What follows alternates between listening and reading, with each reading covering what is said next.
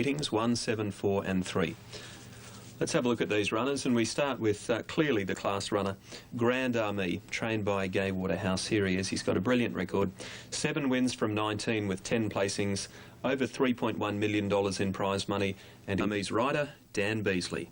Undoubtedly the classiest horse all day is Grand Army. You're back aboard him this afternoon. He does look the goods. He's the one to beat, isn't he? I rate him well, yes. Ready now. Set. Racing this time. Grand Army away as well as anything. Shamika jumped nicely. So did Dane Shadow and Heck of a Party. Almost 4 in line early. A couple into the big horse West Country follow. And 2 lengths to Natural Blitz. They've travelled more than half the journey in the George Main. And Heck of a Party in front, a length and a half on the 3-year-old Dane Shadow. In third, Posse Shamika, then West Country. Grand Army, Dancing Daggers. Natural Blitz is starting to make some ground. And King's Chapel drops out last as they bunch. Up to the bend at the 450. And Heck of a Party is the leader, 3/4 of a length on Dane Shadow being called upon. Likewise Shamika and Grand Army, and then Dancing Daggers followed by King's Chapel straightening up, and Dan Beasley calls upon Grand Army. He's got a fight on his hands. Shamika the inside and King's Chapel the outside. Grand Army and King's Chapel beat off Shamika. Grand Army and King's Chapel. Grand Army just the leader. He's holding King's Chapel, and class prevails. Grand Army from King's Chapel. Third Shamika, and fourth then Dane Shadow. Dancing Daggers next. Heck of a Party, West Country, and Natural Blitz was last. Too good. Number 1 the winner. 4 will be second. The George Main, Grand Army beat King's Chapel and Shamika, 1, 4 and 7. Meath second at $8. He's a very good horse. The first 3 over the line are Grand Army, King's Chapel, Shamika. They're all confirmed Group 1 class horses. I don't know if you're going to find a negative in it. I suppose you just don't know how well they're going, seeing they only beat Dane Shadow and Dancing Daggers. Took them all their time to get on top of those 2 horses. But those 3 over the line you can see there now, they're going to be competitive in any of the Group 1s this spring. But I just don't know how. Things for the Bill Ritchie handicap, a Group 3 over 1400. Chosen Light, Utzon, Inner Bound and Surdex, 10, 9, 6 and 7. It's still not through. At Warwick Farm, they're about to move in. Just a reminder, off the beaten track with all of the country. The feature story will be on Mornington-based trainer Tony Noonan this week. It will also look at the exciting summer announcements for Super Vobis in Victoria. They're racing. Oscar Warrior from the outside jumped quickly. King's Coup and Fiery Venture out pretty well. The same can be said for Inspire. Gordo drifting back a little. Malta improving, and the same for Inner Bound.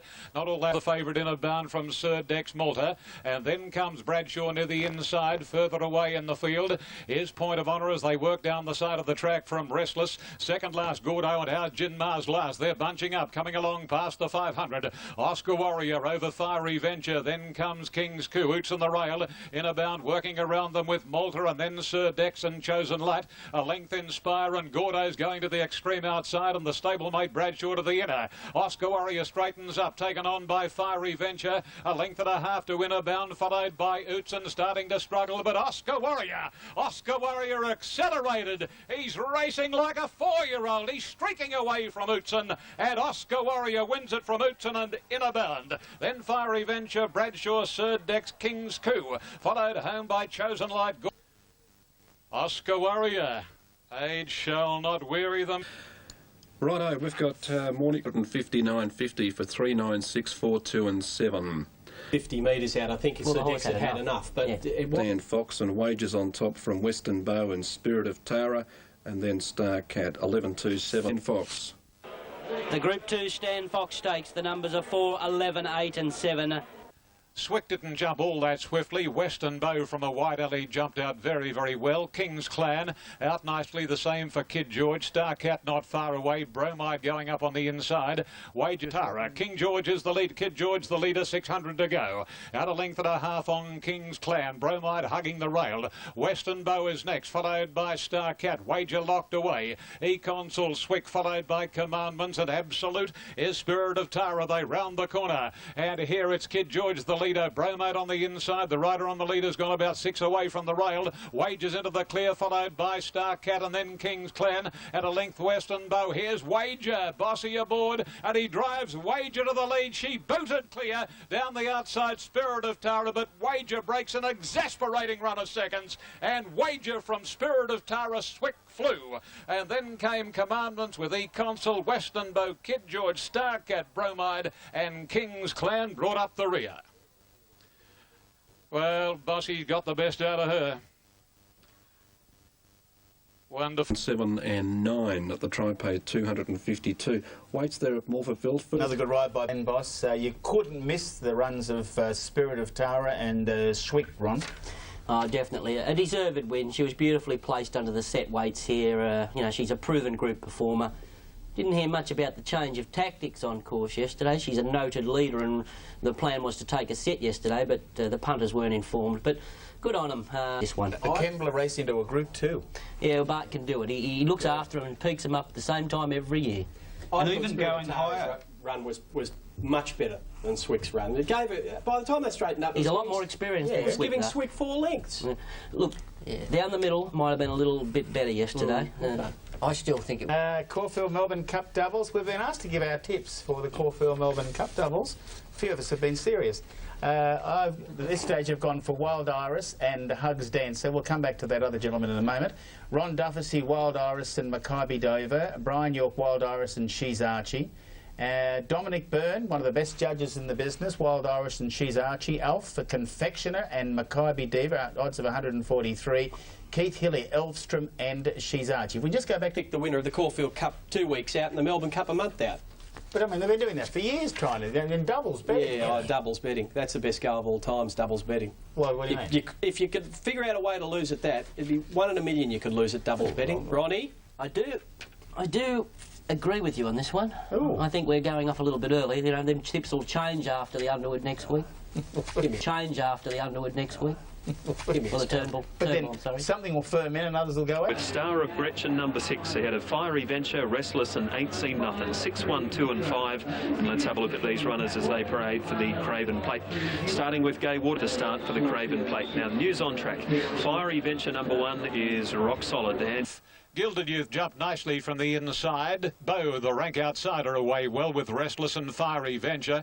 And the stablemates together in front as they settle into stride and travel 250 metres, with Fiery Venture going clear now.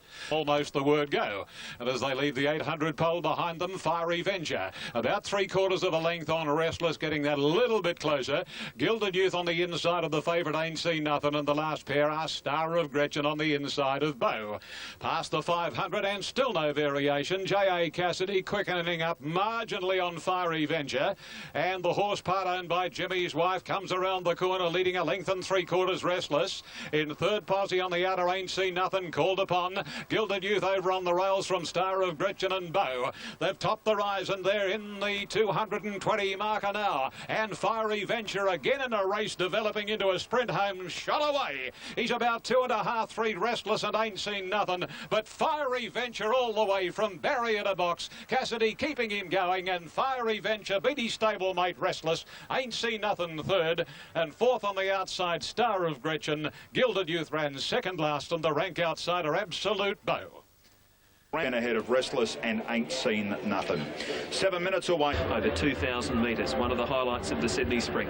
Al Mahar is the top rater from Sababil, Wenceslas Square and Outback Prince. That's 2, 4, 5 and 3 for our ratings. And I can tell you that on course, Al Mahar has come up the very firm favourite. It is the one that they want here at Randwick. Also in the market, Outback Prince, Sababil, Cedar Manor and Avize, number 8 from the Bart Cummings stable. But Al Mahar is the firm pick. All right, let's have a look at these very first of 4 Group 1 races, and Jim Cassidy has rides in 3 of those Group 1s. He spoke to Chris Kearns just before Mount. Gates are back and they're off.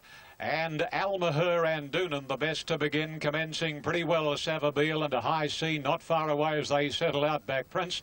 Followed closely then on the inside Cedar Manor. Now who is going to lead? Almaher narrowly from High C, Savabeel straight down past the 950, little or no change in the order, and High C is the leader, 3/4 to a length Savabeel. Almaher on the inside from out back Prince, who's one out one back. Then Doonan as the speed is very, very muddling from Abu Simbel. On the inside of it is Cedar Manor, 2 of Aze, and 3/4 of a length to Wenceslas Square. Still no change whatsoever as they have the 600 marker in their sights, and High C pilots the field in the Spring Champion Stakes, a half Savabeel. Almaher on the inside of Outback Prince, a length to Doonan, 2 Cedar Manor, Abu Simbel, followed on the outside the grey of Aze, and Wenceslas Square is ducking up on the inside as they straighten up, and High C joined by Savabeel. Outback Prince coming at the pair as High C drops off. Almaher's under some pressure, and then comes Cedar Manor, followed by Wenceslas Square. Forget of Aze, Outback Prince and Savabeel past the 175, little between them, and then Cedar Manor. It's on the outside. Outback Prince. Savabeel is fighting back. Savabeel is doing by far the better, and Savabeel wins it. Savabeel beat Outback Prince and Cedar Manor, followed by Almaher, a good margin to Wenceslas Square, High C, Abu Simbel and Avize in company with Doonan, the last 2. Happy in the numbers of 4, 3 and 7. And Graham Brock. He's got loads of staying ability. The Derby trip won't worry him at all. And I think there's still a lot of improvement left in him, so he's a genuine hope for sure. Yeah, Chris Muntz quickly back in Group 1 company. Savabeel, Graham Rogerson the trainer, Outback Prince second, Cedar Manor third, and Corey Brown was on Outback Prince. What about the pace in the race? Yeah, I think the pace of the race was the key to the winners there, or to the winners of Savabeel and Outback Prince. They both set up on a very, very leisurely speed.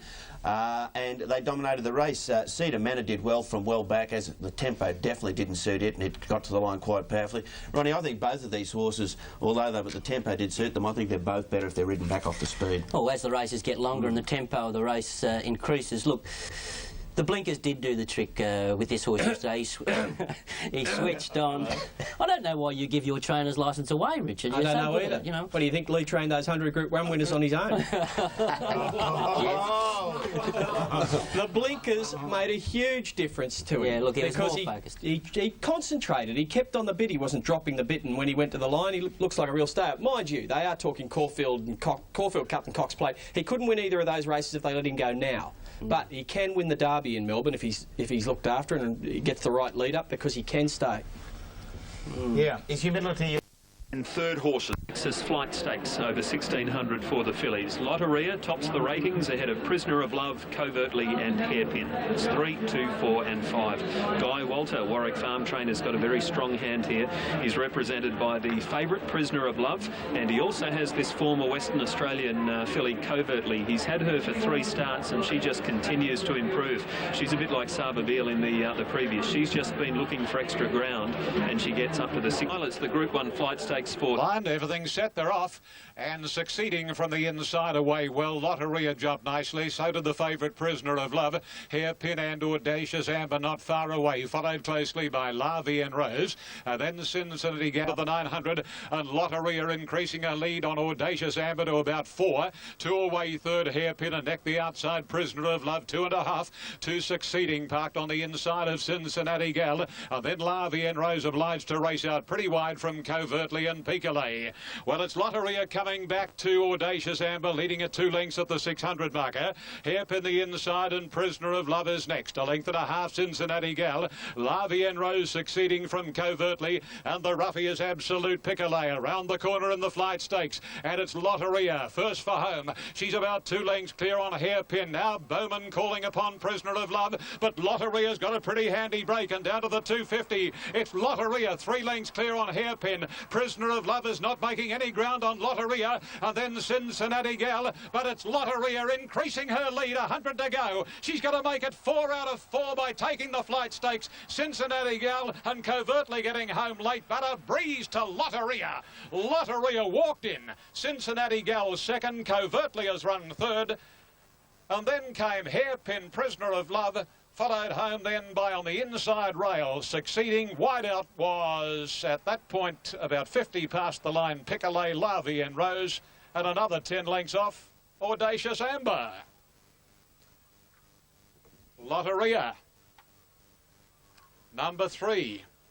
Number 3, Lotteria, ridden by Jimmy Cassidy, has absolutely donkey-licked them in the Sydney City Lexus Flight Stakes.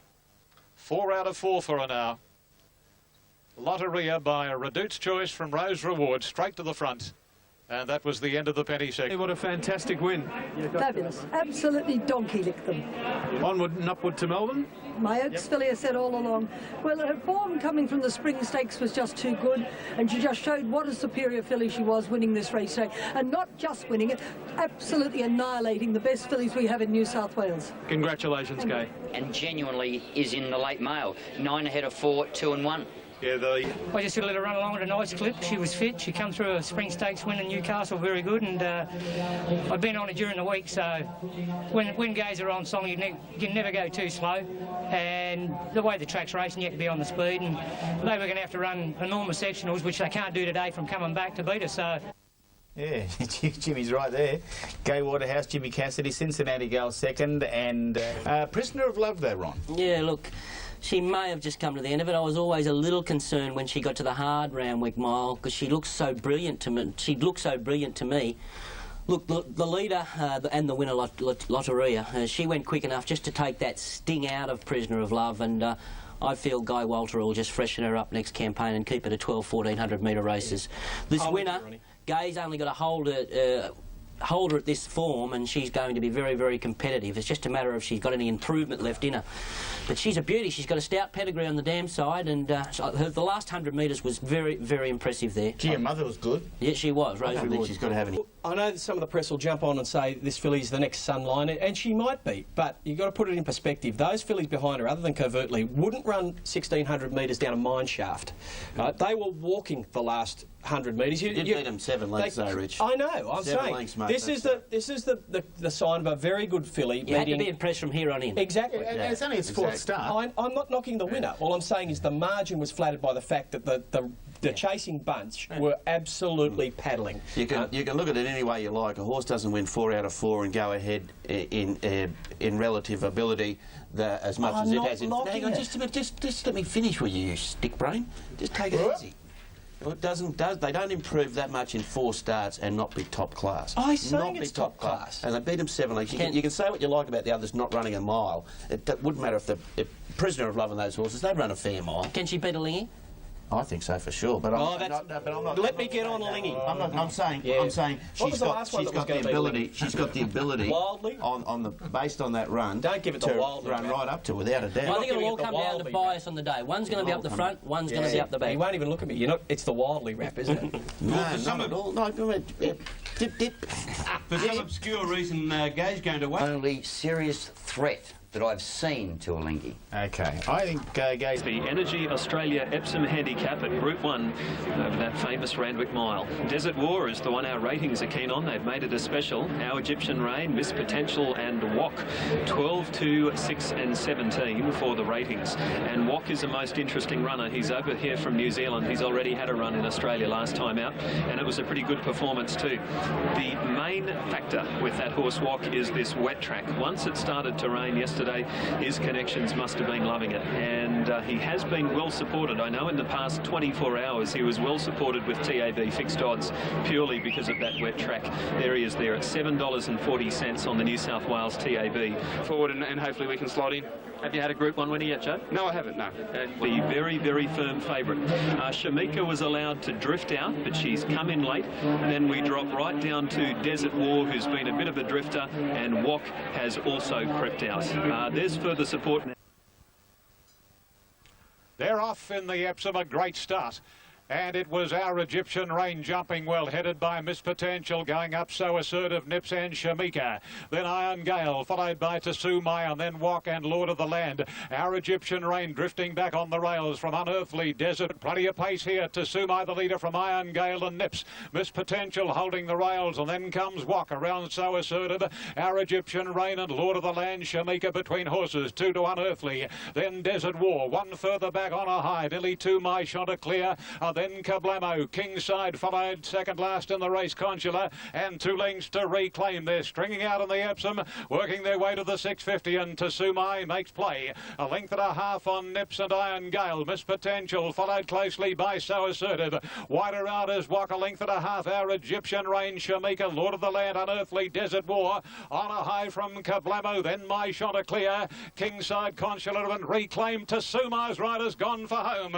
And up the rise in the Epsom, Tasumai by 3 lengths. Second posse, Miss Potential. And now Our Egyptian Rain getting clear. Going after Tasumai, who's hanging out. And 2 lengths to Desert War, starting to rattle down the outside. Our Egyptian Rain hits the front. Here's the second pick, Desert War. Closed in on Our Egyptian Rain. Put paid to her. And Desert War racing away for a brilliant win in the Epsom. Desert War from Our Egyptian Rain and Tasumai. Then Kingside. So Assertive, Shamika, Unearthly, Consular, Reclaim. And then on a high, Lord of the Land, Nips, Kablamo, Iron Gale, Walker, Absolute was My Chanticleer, par the tailed off Miss Potential. Brilliant win. Desert War. Just an absolute genius with these miles, and what a win that was. Devastating. Gosh, seems to be the word of the moment, doesn't it? But it was devastating because he's one of the few horses that's won from coming from back of the field. But he did exactly what you look for. He defied the handicapper, and he's an improving horse that keeps, you know, just going up, lightly raced and going up each step of the way. You needed to win today to go on to the Caulfield Cup? Had to win today to get into the Caulfield Cup, yes. And that is the plan? That's the plan. Congratulations, Gay. I think that's... It's D-Day. It's weight for age, 2,000 metres. Target Caulfield Melbourne Cup, and we realised we had to win today, and we've actually followed the same program to the letter as Might and Power did. So certainly we're not comparing the 2 horses, but we now qualify for a run. Well, who knows? He could go on. If he can stay the 1.5 miles, he's certainly a chance. Gay Waterhouse, the trainer. Well done, Scott Stevens. Great to see him back to Group 1 class. He's had a well, a little bit of time out as far as Group 1 is concerned. Our Egyptian Rain was very well backed yesterday, second. Sumai was third. Darren Beedman rode Our Egyptian Rain. Yeah, she handled the conditions pretty well, and she gave herself every chance. She switched off nice mid-race, sprinted well. So they'll be heading off to the Caulfield Cup.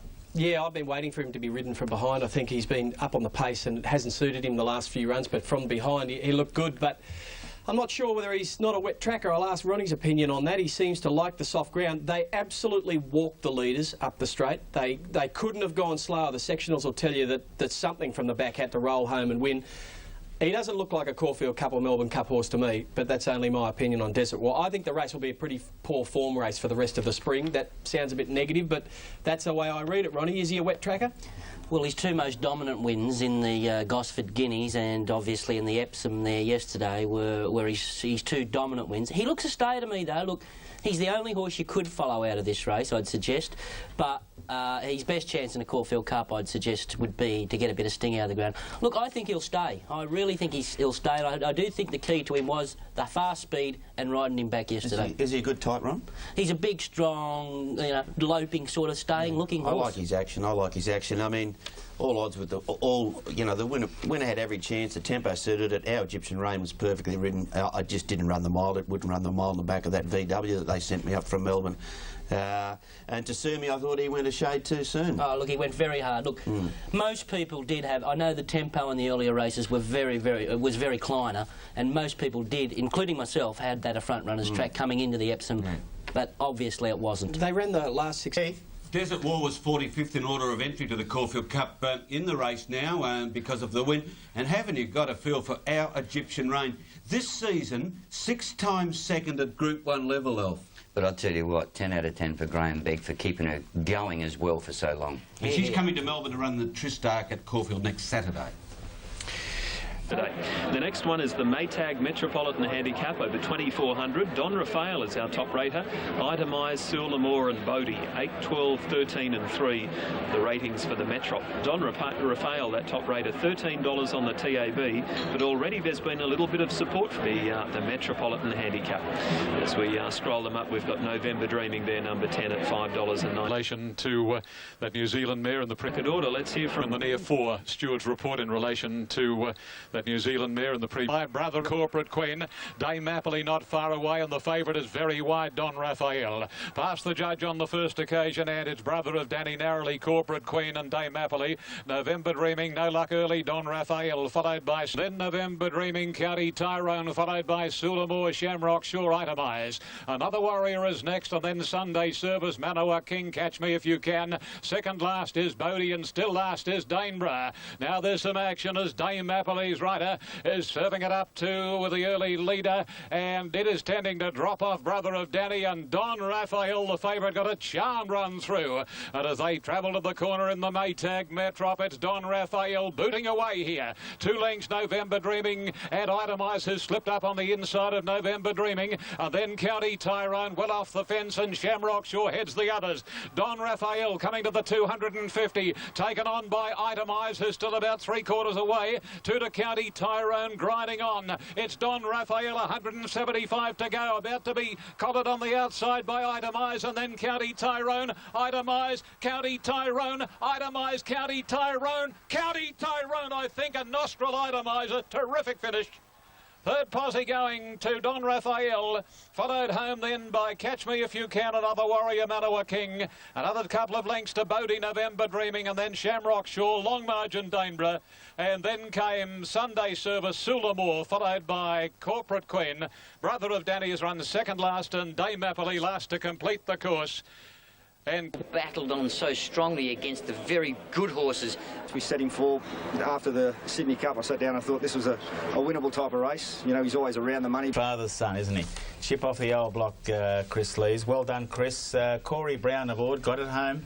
Itemise was second, and Don Raphael ran a gallant race. Our own getting. It's been nearly 2 years since he won a race. I think the last race he won might have been the Queensland. Oops. I'm so sorry. They're the Queen.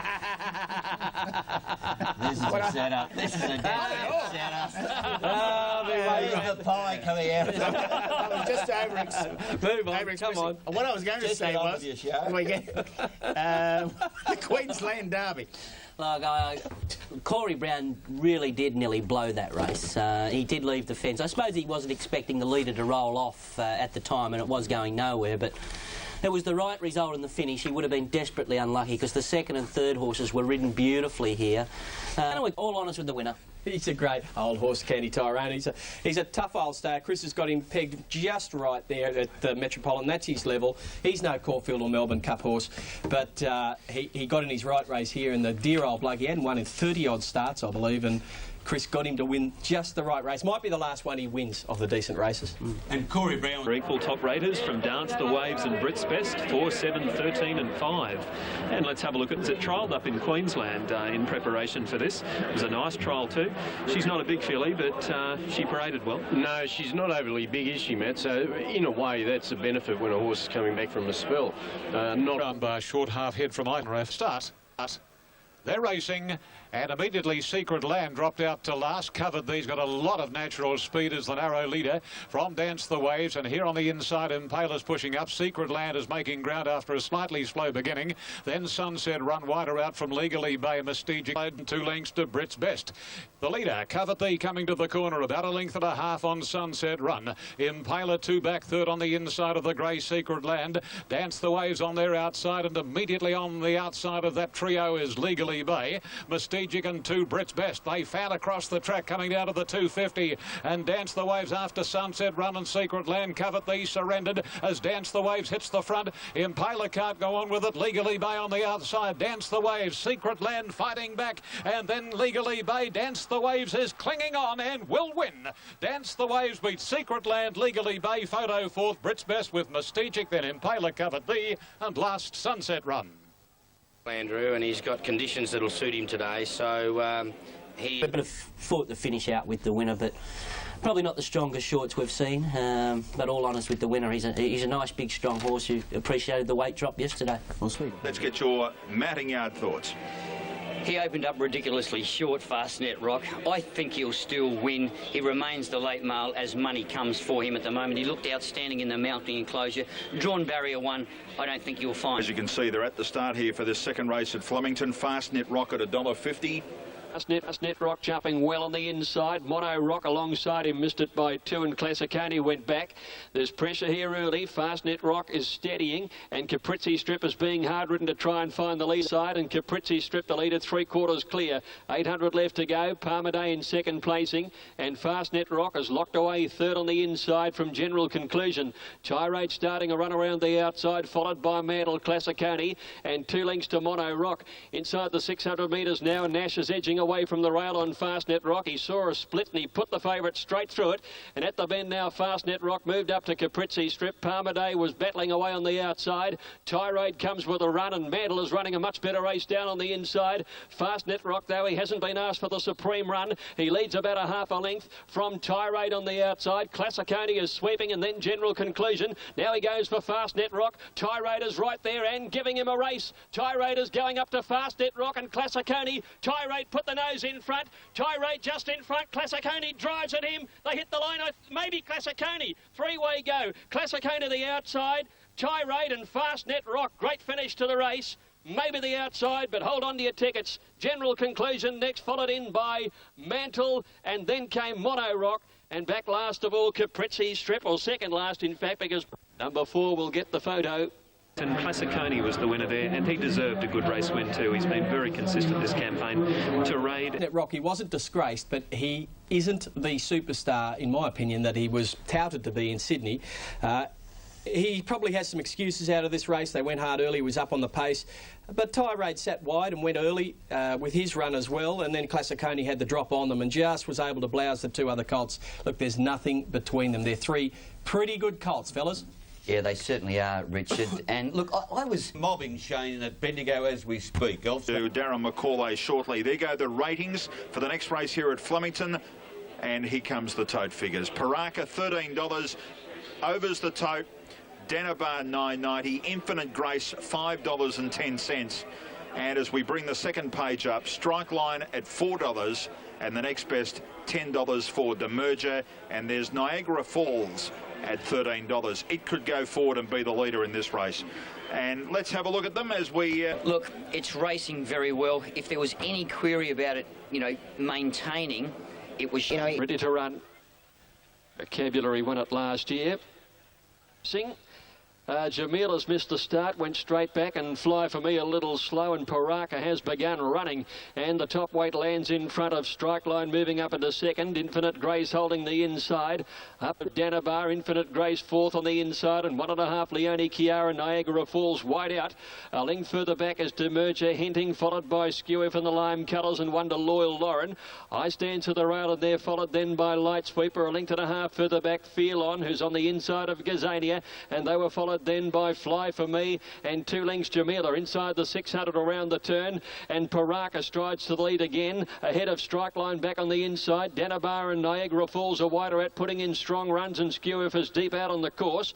They were followed, as they cornered by Hinting back on the rail with Infinite Grace and Light Sweeper, and down the outside is Fly For Me with a run. They stretch right across the track where Skewiff wide out, raced up, and she's gone to the lead ahead of Infinite Grace. Strike Line can't go on. Leone Chiara's next, and then Fly For Me, but Skewiff is opening right up. She's racing away from Infinite Grace, and Skewiff comes right away and won by 4 lengths. Infinite Grace is second. Light Sweeper grabs third ahead of Demerger, and then Fly For Me, Leone Chiara, Loyal Lauren, Danabar, followed further back by Jamila, making some ground out wide, and then Feel On hitting Strike Line. Well back Niagara Falls. Paraka's finished towards the tail end as well, with Ice Dancer one of the last in.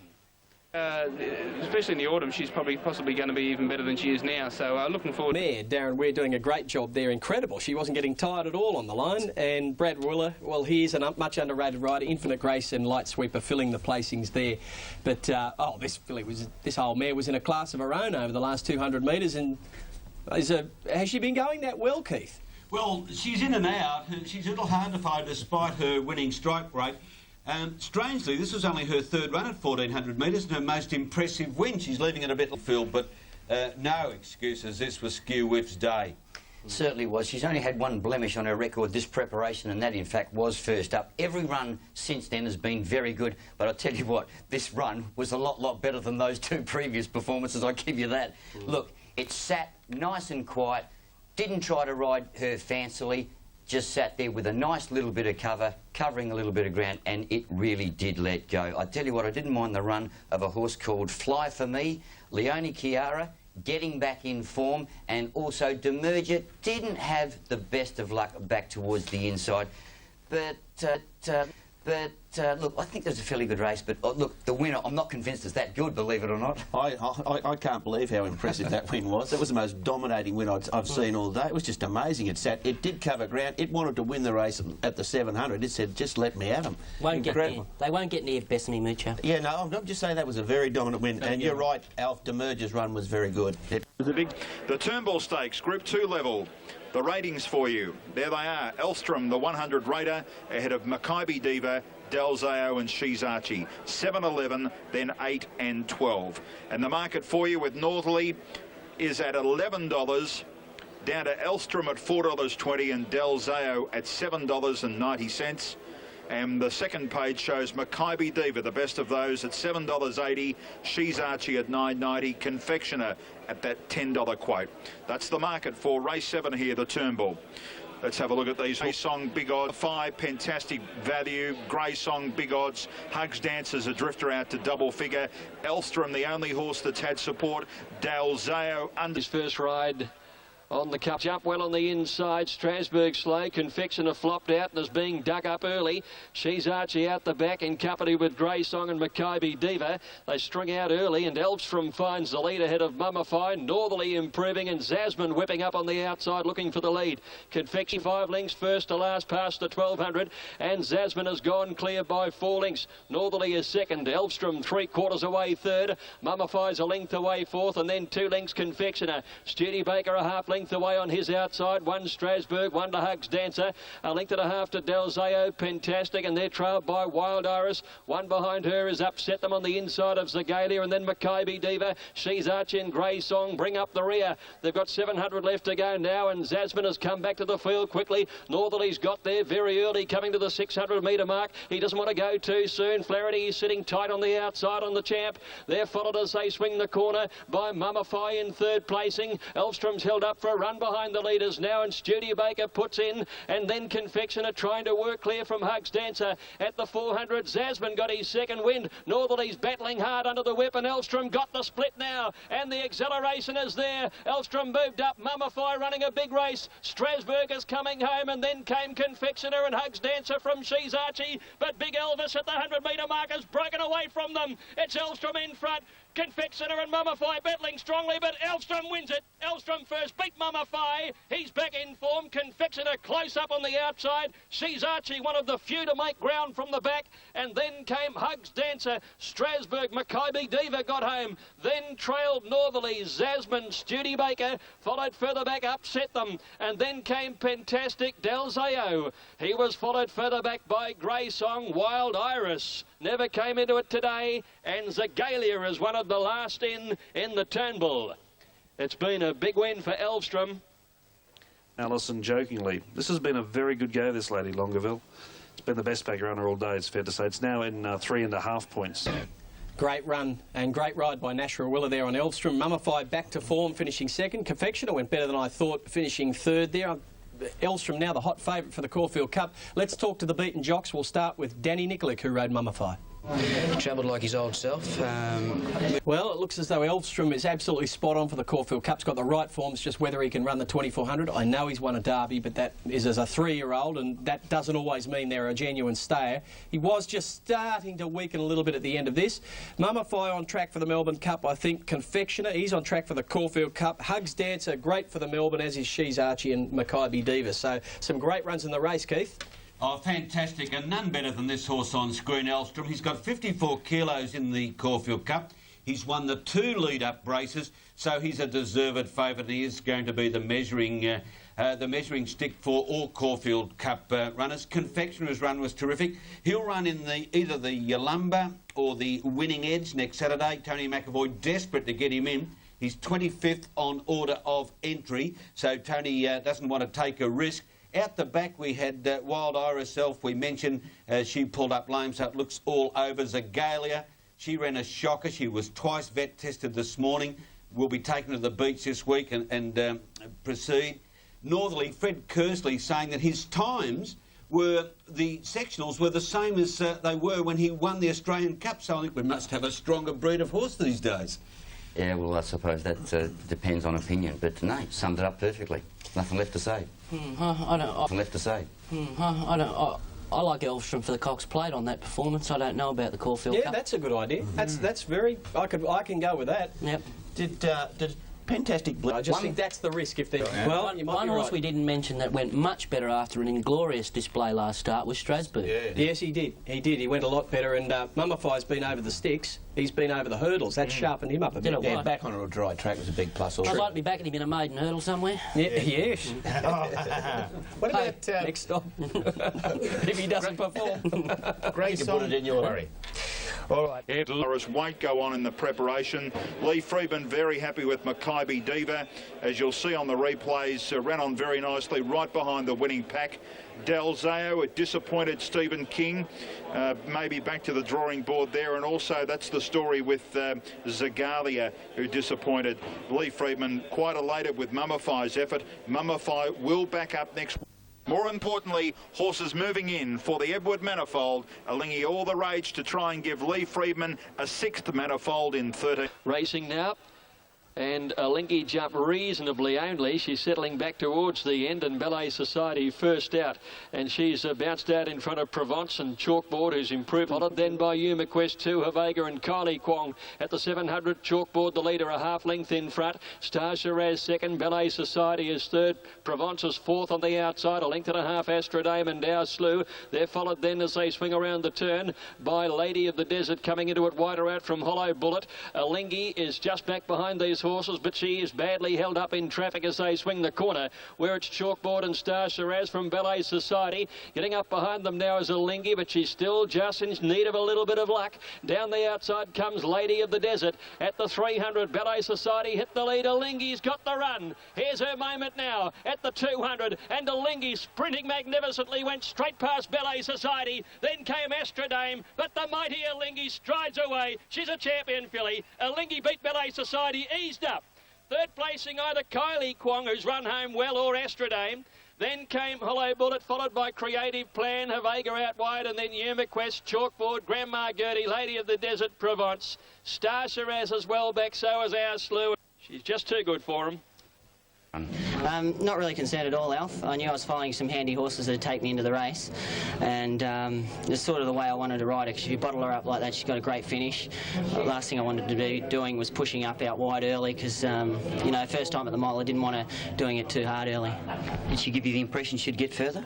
Yeah, I think possibly ridden like that she could. You know, if you switch off early, she's got a great turn of foot. You just can't make too long a run on her. She really lets down for you good. Damien's been battling the Melbourne press, who've been saying he's not in career best form, but he showed a lot of experience there just to patiently wait till that run came. Did a very good job. Ballet Society battled on well and actually rolled out and gave Alingi the run through on the inside, and Kylie Kwong. $51 was a bit of a surprise there. Didn't mind the run of Hollow Bullet either. Travelled wide and got home quite well on the outside, but the winner far too good, boys. Alfie? Oh, look, I thought it was one of Damien's better rides. He has come into criticism in recent times, and with all due respect, it was printed what everyone had been saying. So I think Damien, he's done a good job to cope with it, said very little about it, got down to business yesterday. That was... You've mentioned Hollow Bullet covered a bit of ground. We were watching our best 3-year-old filly here, Alingi. That's her in the black cap. She's running fourth. The gap comes for Ollie. She's got... acceleration, and Ollie uses that now to push her through. She will go on to the 1,000 guineas. That's definite, not the... She won't... any thought of running in the Caulfield guineas has been erased. And Lee Freedman saying this morning that the 1,000 guineas might be her last run this campaign. But the filly behind her is a really improving type for Pat Holland, Ballet Society. I think she might be our best staying filly off. Yeah, I mean, the third horse was one of... Hill Guy, it's due in 14 minutes, and the ratings... 4 ahead of 12, 15 and 13 for the top rater, Falkirk. And as the horses head down towards us in the mounting yard, Bomber Bill, who's won this race twice before, is at $9. Falkirk down the straight at $4.50. Next best on that, Regent Street at $15. And as they scroll up for you, Greek Adonis having its first run for over a year. Lord Volksrat at $5.10, and Amtrak is at $5.90. And Amtrak will be ridden by Ulysses. He's a much better horse than his last couple of runs, and I agree with you as well. I think it is the ground. They're ready, racing. Falkirk jumped well on the inside with Bomber Bill.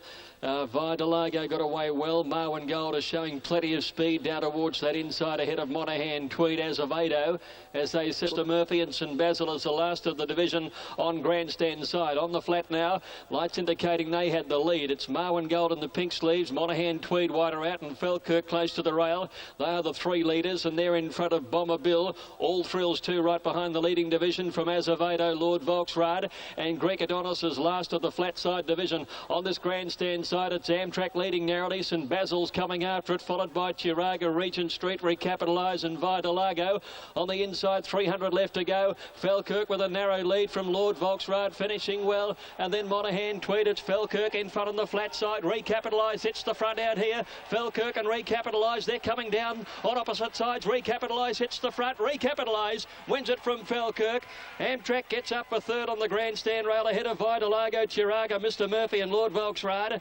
They were followed further back in the field then by Monaghan Tweed, All Thrills too. And further back is St Basil, followed then by Greek Adonis, Bomber Bill, Azevedo, Marwin Gold, Regent Street, one of the last in on the grandstand side. The swoopers do tend to sort of have the advantage after you've run about 4 or 5 races. But yeah, that shot the pieces at the 200 off the television camera, but the Recapitalise must have been right there with him and did a great job. Now Matthew Elton's a great trainer of straight horses and gets a lot of winners up the straight, and this horse gave the others no chance at all. Amtrak filling the placings there as well, but very good sprinter this horse, Keith. Oh, yes, he's very good at Flemington, very good, fresh. You know him, Alf, because David Hall used to train him. Still part owns him. Yes, he jumped, settled.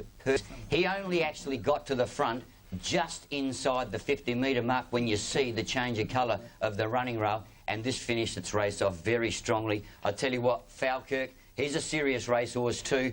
Weight-wise, they might start to get at him, which may cost him another Group 1 win, but both horses can win at Group 1 level as far as I'm concerned. But have a look at him stretch his head out there. I think that's a sign of a very good and well-composed animal. Vinnie Hall. Good and well-composed animal. Vinnie Hall Starcraft maybe win the Group 1. It's the top raider ahead of Lash, Distinctly Secret and Irish Rover. Of course, we learnt yesterday St Reams was scratched. Where will the pace come as the horses go to the barrier there? Belmoose is 21 on New Zealand, and then you see New South Wales, Super Tab and Unitab.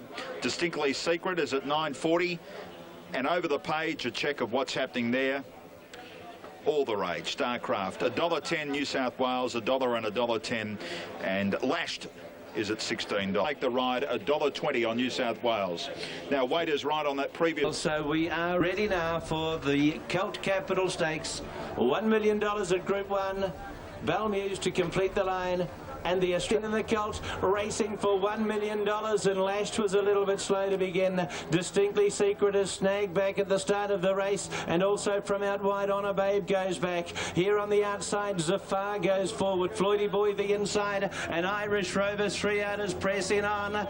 Boss is planting Starcraft right on the speed, and it's easy early. Then Belmuse 3 out but with cover as he's going forward on Starcraft. He's going to let him roll to the lead here. Back behind the on midfield then is Sid Ekram from Lashed. Distinctly Secret and Honor Babe was last of all. 1,000 metres to go in the $1 million Colt, and Starcraft took the front all right. Zafar is second and Irish Rover is third. Mount Street no luck.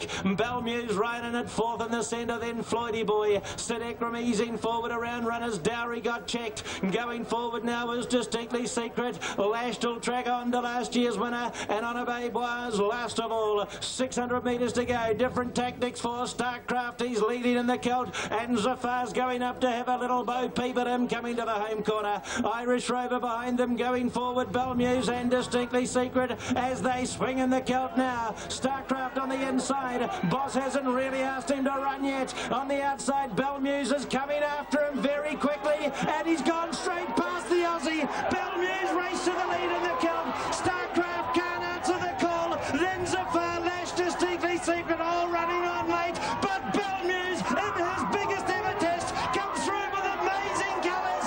Belmuse and Jamie Bullard got the count. Very close second Back behind these have been Floydie Boy Lashed, then Distinctly Secret, Sadekra, Mount Street Dowry, and Honor Babe.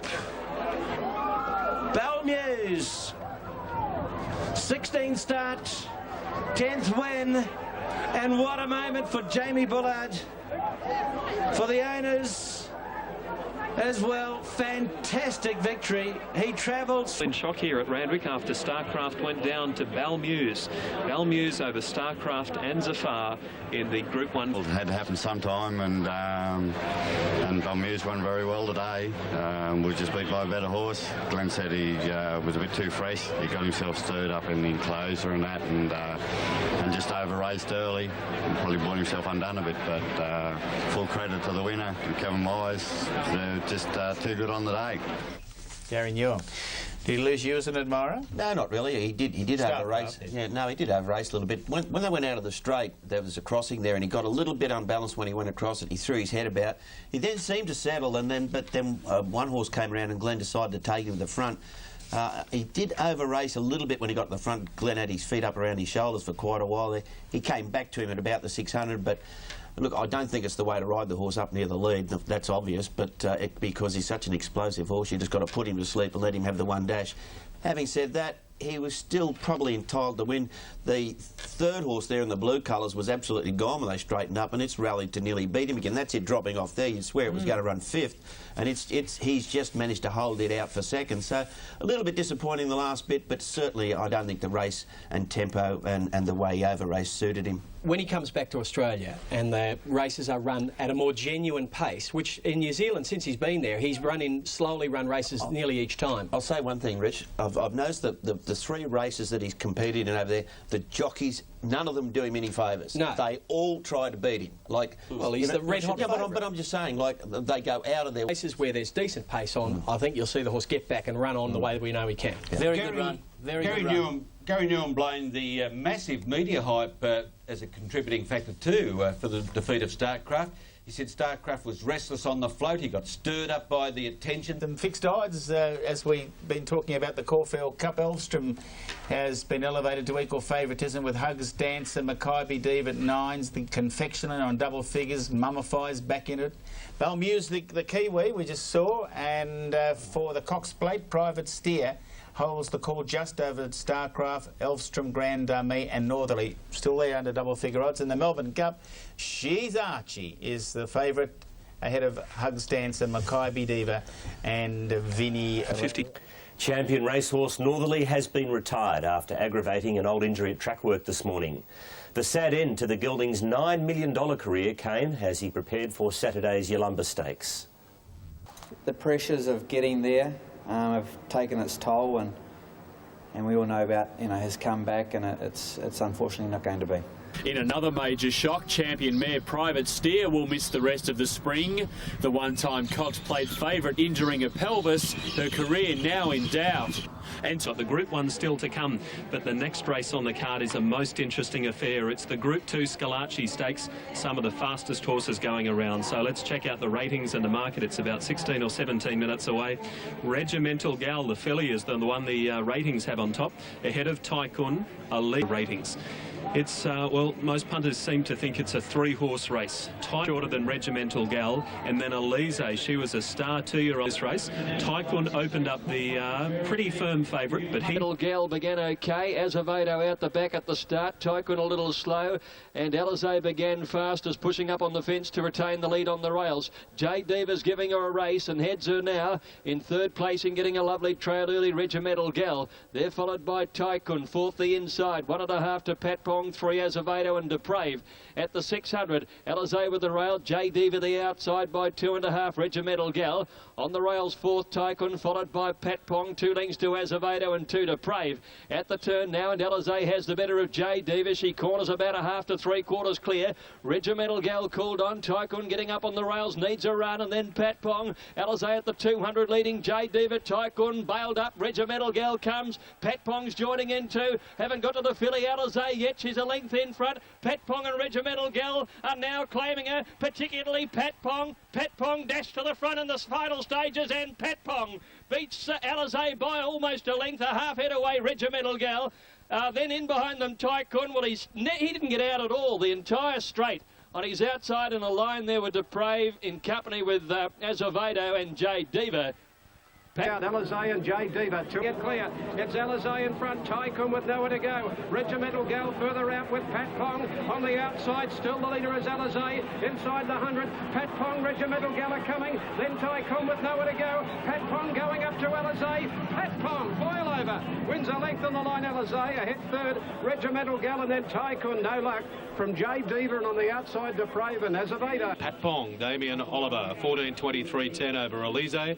And Regimental Gal and the trifecta there. Pong absolutely ambushed them. Tony Wildman having another great spring. Damien Oliver there. Both the connections there were a little surprised, and Pat Pong getting the money there at $17. Elise, great run first up from a bleeding attack in the autumn, and Regimental Gal, we know she's a good sprinter, but the tragedy of the race, Tycoon, there he is in the white cap in Bart's colours, trying to get out of a pocket, but it's all over by that time. Actually, Jade Diva ruined the race. Jade Diva there in the black sleeves. She got up outside the leader, Elise, pressured the leader till the leader busted in the last 100 metres, but never dropped off quickly enough to let Tycoon out of the pocket. And Pat Pong there with Damien Oliver aboard just scooting home down the outside and getting the money. He was a tragedy. Again, Edge Presentation Stakes coming up over 2,400 metres. Tall Timbers top rater, hard to get, set up, and Zazman 3, 5, 6 and 2 for the ratings. And let's have a look at the market. For the winning Edge, we've got Tall Timbers coming up at $3. That's similar to what he's paying here on course. The main ones in the market, Grey Song, number 1, probably wouldn't mind it here at Caulfield today. That's the market for the next. The each-way odds, where to run, he'd have to do something pretty spectacular to get into the race. They're off. Tall Timbers jump well. Down near the inside, Serpentire was slow to move. Grey Song jumped okay. Healy's back. Zasman's going forward, and so is set up on his outside through the early stages. Hard to get in the lime colours is just off them as they approach the pace the first time. Zasman just doing enough to work across the field and be a narrow leader. He's in front of Tall Timbers with the rail. Towards 1,000 metres. Zasman 3/4 the Mighty Lions. 2 lengths to set up. Tall Timbers on the rails in 4th placing, followed a length and a half, hard to get. Grey Song, then Forest Pride, Rise On, being trailed by Serpentire and Pantani. 800 left to go. Zasman by a half, the Mighty Lions. 2 lengths to set up. Then Tall Timbers on the rail, 1 length to hard to get. There's been no change. Here's a change though. Pantani is Satellite starting a run, followed by Grey Song, Forest Pride, Rise On, gone back to second last, and Serpentire at the 500 metres, and Zasman by a neck from the Mighty Lions, a length and a half away. The charges are closing now. Set up and hard to get a running on. Tall Timbers needing an out. He's got something left to offer. They swing for home. It's Zasman the leader from the Mighty Lions. Tall Timbers got disappointed at the change course, and Rise On has come from the back. He hasn't left the fence and he's dashed to the lead. It's Rise On going away now, 2 or 3. Grey Song follows him through. Zasman battles away, but Rise On is away. Leads by 4 lengths into his home and house. Rise On went right away with it and won by 3.5 to Grey Song. Similar margin, Zasman third from hard to get Forest Pride, the Mighty Lions, Tall Timbers, and he was followed in by Pantani. And at the end, Rise On for Corey Brown, trained by Cliff Brown. Rise On, Corey Brown, 7.92.30 over Grey Song and Zasman. And the trifecta there, 8, 1 and 2. 2 Pride. Just kept improving. He's an amazing horse. Like he's backed up pretty regularly, and he just keeps eating and doing, and he's a really nice horse. Yeah. Are you keeping your Cliffy Brown? He's a good trainer of stayers, Cliffy, that's for sure. Yeah. And this son of Zabeel, Rise On, well, he's been a bit of a battler. He's coming off the quick backup 6 days after running 4th in the Benalla Cup. But he was apparently a little unlucky there. Grey Song always runs a good race but doesn't seem to win. And Zasman, well, he made the pace and hung on. But, gee, they were beaten a long way by Rise On, Keith. Yes, indeed. He followed the rails. Rise On had a 4-length margin at the finish. He's not in the Caulfield Cup. He has only 49 kilos in the Melbourne Cup. A penalty, if any, will be announced tomorrow. Cliff Brown hoping for a penalty of some sorts to... Horses that were going very well going into the race, and I'm not going to make any excuses for the rest because they did get beaten rather convincingly. Too good the winner. Second best ride of the day by Corey Brown. Luke Nolan on Great is Great was the ride of the day. It was. Terrific ride by... Boom Sydney Colt Fastnet Rock has been heavily supported to win tomorrow's Caulfield Guineas. The 3-year-old is back in favour with punters despite drawing the outside barrier 18. Connect. A bit of support for in our office this morning. We've got it as favourite. It's been $7 into $5.50. That is, except his rivals. I'm not going to say he can't win because I think the horse is a very good galloper, but they have to go back on the horse if he's got any chance tomorrow. He's had every opportunity from what I've seen, even when I beat him at Caulfield in the Guineas Prelude. The last 150, he had his opportunity to go past me. One man hoping history repeats is Troy Corstens, whose father Leon won the Guineas with Helenus 2 years ago. The pair hoping stable stars Mr Martini and Denorum can get them back on top after Leon and Jewel. Next, it's the Group 1 Caulfield Guineas, one of the most open Guineas we've seen in many, many years. This is a wide open affair. It's about 15 minutes away, so let's check the prices. And Fastnet Rock is a rating special ahead of Terrain, Charge Forward and Classiconi, 2, 5, 1 and 7. So I think Terrain is your TAB favourite, but it's a different story here on track. There are a number of horses all vying for favouritism. Charge Forward, even at this early stage, has been a big drifter. There's no interest for Charge Forward. He's right out the door. The blinker's going on first time for that. He's the favourite here, but as I say, I just can't stress what a wide race this is. Then we get down to Zankel. He is very solid.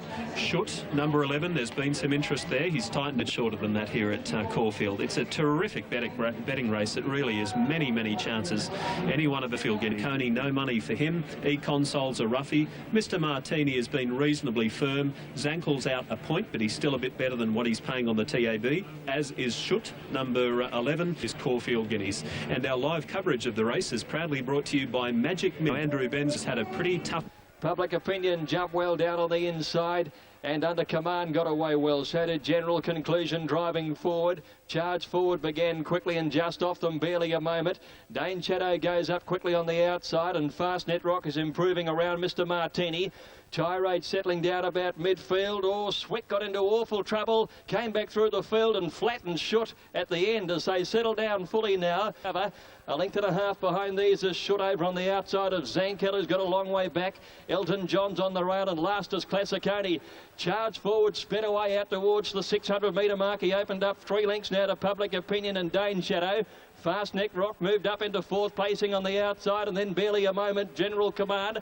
Here's being General Conclusion as they sweep towards the turn. Denorum taking off and back behind these horses then Mr Martini, Swick and Shooters wide and Zankel behind these into the straight. Charge Forward led by about a length and a half only now from Fastnet Rock. Public Opinion barely a moment's producing now. Barely a moment raced up and he's gone to the lead. Fastnet Rock is after him and E-Consul is after barely a moment in front. E-Consul is getting there stride by stride. He's taken the lead in the last 50. E-Consul came away. E-Consul beat barely a moment by a half a length.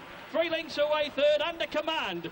Then Classiconi from last, trailed in by Shoot, who's done very well after getting knocked over. Mr Martini, followed by Zankel, and then came Fastnet Rock, trailed further back in the field by Elton John. Tirade never came into it. Swick was next, he was flattened early. Then the weakening Dane Shadow and Denorum. Charge Forward, Public Opinion, and General Conclusion is one of the last in the Guineas. Was Zankel, then in Consul from Elton John and Classiconi. Charge Forward led 2 lengths on the turn from Public Opinion. Fastnet Rock from Dane Shadow. Barely a moment getting up on the inside, about to get out. He's coming home hard now, barely a moment from Under Command. Then Shoot down the outside, but barely a moment has hit the lead. At the 150 now from Inconsul. Inconsul going up to barely a moment. They're clearing Shoot. Inconsul on the outside, barely a moment the rail. Inconsul. Here's a boil over and Consul gets up to win. Wins a half length to barely a moment. 2 away third, Under Command. 4th is Classiconi, then Shoot a good run. Zankel further back. He was knocked over early from Mr Martini. Elton John. Under our guard, did he get under yours? No, I said to Maxie Whippy and all the boys that own him, we thought he'd win. Jimmy Cassidy said to me if I was, he wanted to get back on him when Lotteria was out, but he should have won the Stan Fox. He just had no luck, this horse, you know, and he had to have some luck. And I said to Chris before the race, I said, he had no luck on setup. He said, I all but hit the ground. I said, make your own luck on this horse. I said, ride him midfield and just ride him for luck. And he kept out of that early trouble when... Now, what about from here? You said you had ambitious plans for your horses last week when Savabeel won. What about for this bike? Savabeel's in a different league to this horse. I think Savabeel might be the best horse I've ever trained the way he worked. That's a big statement, Graham. He's just phenomenal what he's doing. But anyway, Cox Plate Day will tell that. But this horse, I think this horse... we'll probably... 56.50 and 14.10 over barely a moment and under command. And big trifectas all round there of 8, 3, 14. Steering. It sure is, and Graham Rogerson there having a great season with his 3-year-olds. He's got Savabeel home in the box. He'll be looking at the derby with him. A console there by pins. Graham Rogerson and Chris Muntz combining there. Barely a moment, wasn't a bad run. Thought he will appreciate the long stretches at Flemington more than Caulfield. And under command, the Bolter in there for third place. But it was a huge trifecta on the day, and let's talk about the beaten jocks because there were some hard luck stories. Ran a great race, got a beautiful split at the top of the straight and accelerated like he was going to go on and win it, but unfortunately there was another one to beat me, but a good run, Derby point of view. I don't know how to read that race. I don't know if those colts are a great bunch of colts or not. Better check with the guys in Melbourne. G'day, boys. Yeah, Richard, the jury's out, isn't it? I mean, this was a race probably decided on luck. The place getters had a big serving of it. Shoot, Zankel and others had none. Chris Muntz bounced back from a fall at Canterbury, rode with a bruised and swollen leg off, so he showed some courage as well as the horse.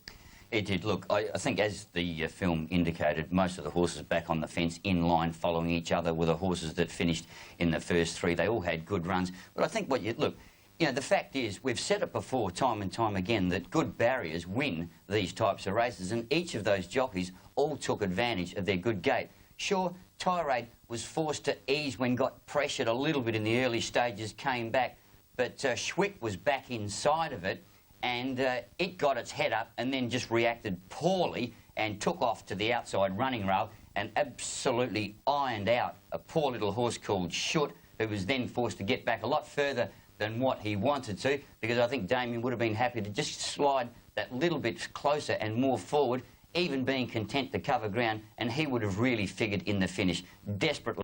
I don't rate him as a bunch. I've got to say, I don't rate them as a bunch. No. I think you're not going to see any Lonrose or Mahoganies come out of this lot. I think, Richard, you've got a lot of horses in that race that really genuinely didn't perform and aren't performing. Yeah, look, I only want to follow 3 horses out of that race. Shoot, Zankel and Schwick. That'll do me. You've been a Schwick fan for a while. Look, he just didn't handle that way of going. He has to trial, but... Okay. We've ignored the win. Carnival ending injuries to Northerly and Private Steer. The search is now on for a new spring hero.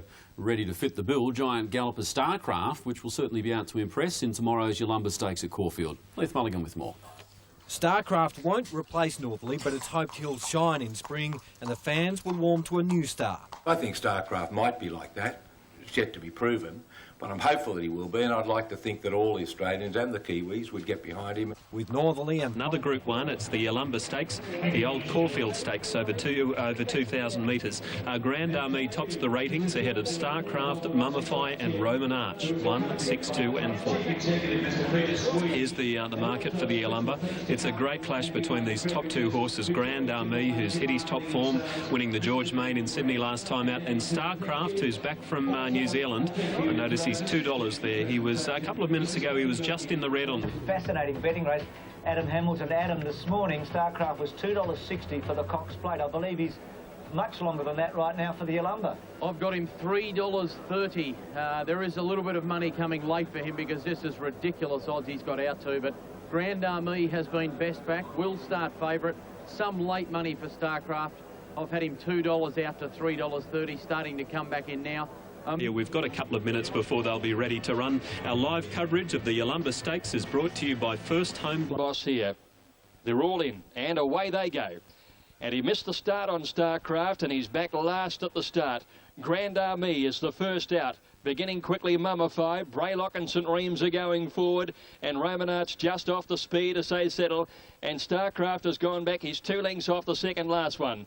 At the 2 or 3 lengths further back in the field is Devastating on the outside of Starcraft. It'd be 15 from the leader, 1,000 to go. St Reems by 3. Braylock takes the field up, 1 away to Grand Army. Mummify is 4th and 2 lengths behind these Roman Arch, another 2 lengths to Natural Blitz, King's Chapel. Then Devastating and Starcraft on the rails as last. Inside the 800, and St Reems by 2 lengths now to Grand Army, going through on the inside of Braylock, and he's got to the outside of the leader now, Grand Army. Geez, had a great run. In 4th placing, Mummify. followed by Roman Arch, 2 to 3 lengths to Natural Blitz. Then King's Chapel, Starcraft second last has got past Devastating. To the turn, St Reems by 3/4 of a length. Grand Army within striking distance, 1.5 to Mummify. King's Chapel is into the clear and he's had to pull to the outside now on Starcraft. Round the turn and it's St Reems grabbed by Grand Army. Mummify gets over their heels.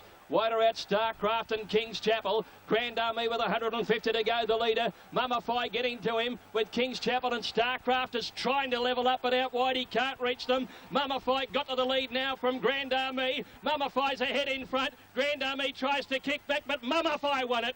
Mummify a half head to Grand Army. 2 lengths to Starcraft third. He's done very well under the circumstances. And back behind him to finish in the race, King's Chapel, Roman Arch and St Reems. And to break then to Devastating, his third from last. Then came Braylock and Natural Blitz last in. Grand Army is going up to St Reems before the turn. 2 to Mummify right there. 2 lengths to Roman Arch. Now he goes on Starcraft, but he'll be pushed off the track when they come around the turn. St Reems is about to be grabbed by Grand Army. 1.5 lengths to Mummify. 3 lengths King's Chapel. And Starcraft coming down the outside, but 4 lengths off them. Grand Army took the lead at the 300 from Mummify. King's Chapel and Starcraft, he's coming down the outside. Grand Army is flat. Mummify coming at him with King's Chapel. Starcraft, I don't think he can get there. Mummify's taken the lead with 100 to go from Grand Army. Mummify in front, Grand Army fighting back. Mummify a half into Grand Army, a length away third. Set a huge task as Starcraft. Then King's Chapel, who ran fourth. Further back, then Roman Arch from St Reems. Age racing at its very best, and Lee Friedman has won his 100th Group 1 race. He joins Tommy Smith and Bart Cummings in the history of Australian racing as the only trainers to have won a Group 1 race on 100 occasions. It's Kyneton winner in class.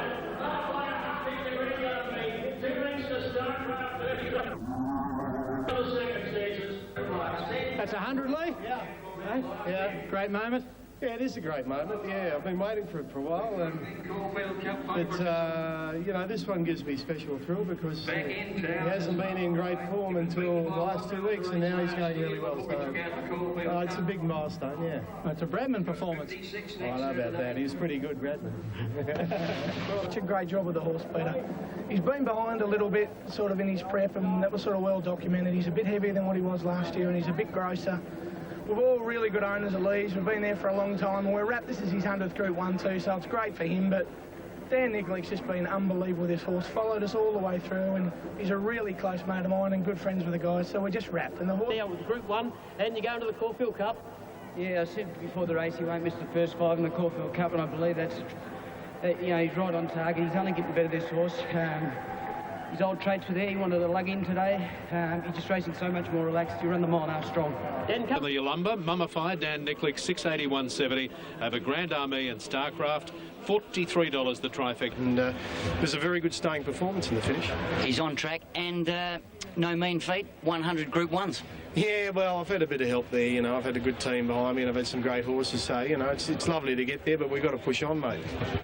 Push on indeed with Mummify towards the Caulfield Cup now. Danny Nicolic there riding him beautifully, Mummify. Grand Army had to do a bit of hard work and left Mummify with the last crack at him at Starcraft. Well, he got so far back on it, the task was just too big.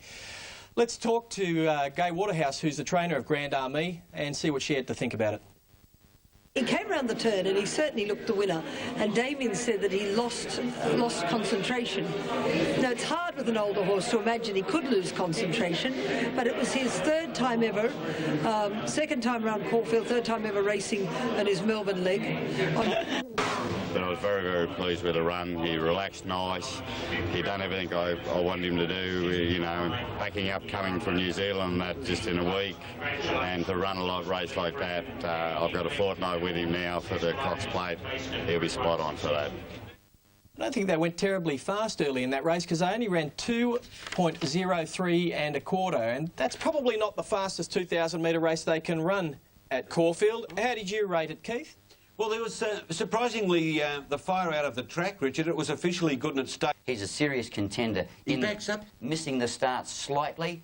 If they start talking about blinkers, given the fact that he's been to New Zealand, he comes back here, he gets hyped up. Blinkers are probably going to do that too, and I don't think it's the time to be tampering with his mind from a mental point of view. I reckon that Grand Army will wear blinkers in the Cox Plate too because he lost concentration. Braylock, as Elf mentioned, out the back, and that has guaranteed both Confectioner and Hugs Dancer a start in next Saturday's Caulfield Cup. If you're talking about blinkers with Grand Army, the only reason I would put them on him if Regal Roller runs in the Cox Plate. Exactly right. He'll go too hard, but he just runs the 2,000 metres as it is, Grand Army. I don't know about blinkers. I'm not so sure about Do you think Dave to do the hard work and it gave Danny Nikolic the perfect last crack at him? Starcraft's run, I feel, was enormous. I don't care what anyone says, that run was enormous. King's Chapel was good too. Yeah, just petered out that I don't think he runs 2,000 strong. Maybe not, maybe not. I don't think so. Yeah. Just a matter of how much in Grand Army improves, because Starcraft's there.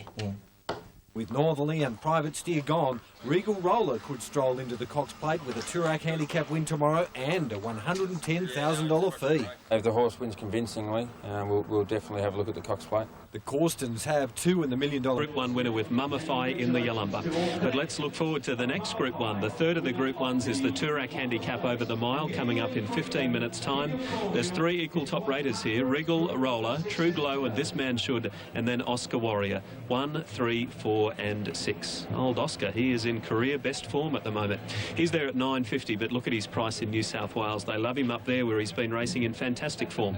He's considerably shorter at $4.90. Regal Roller, he is on a roll at the moment, and we'll see if it can continue shortly. Regal Roller favourite here?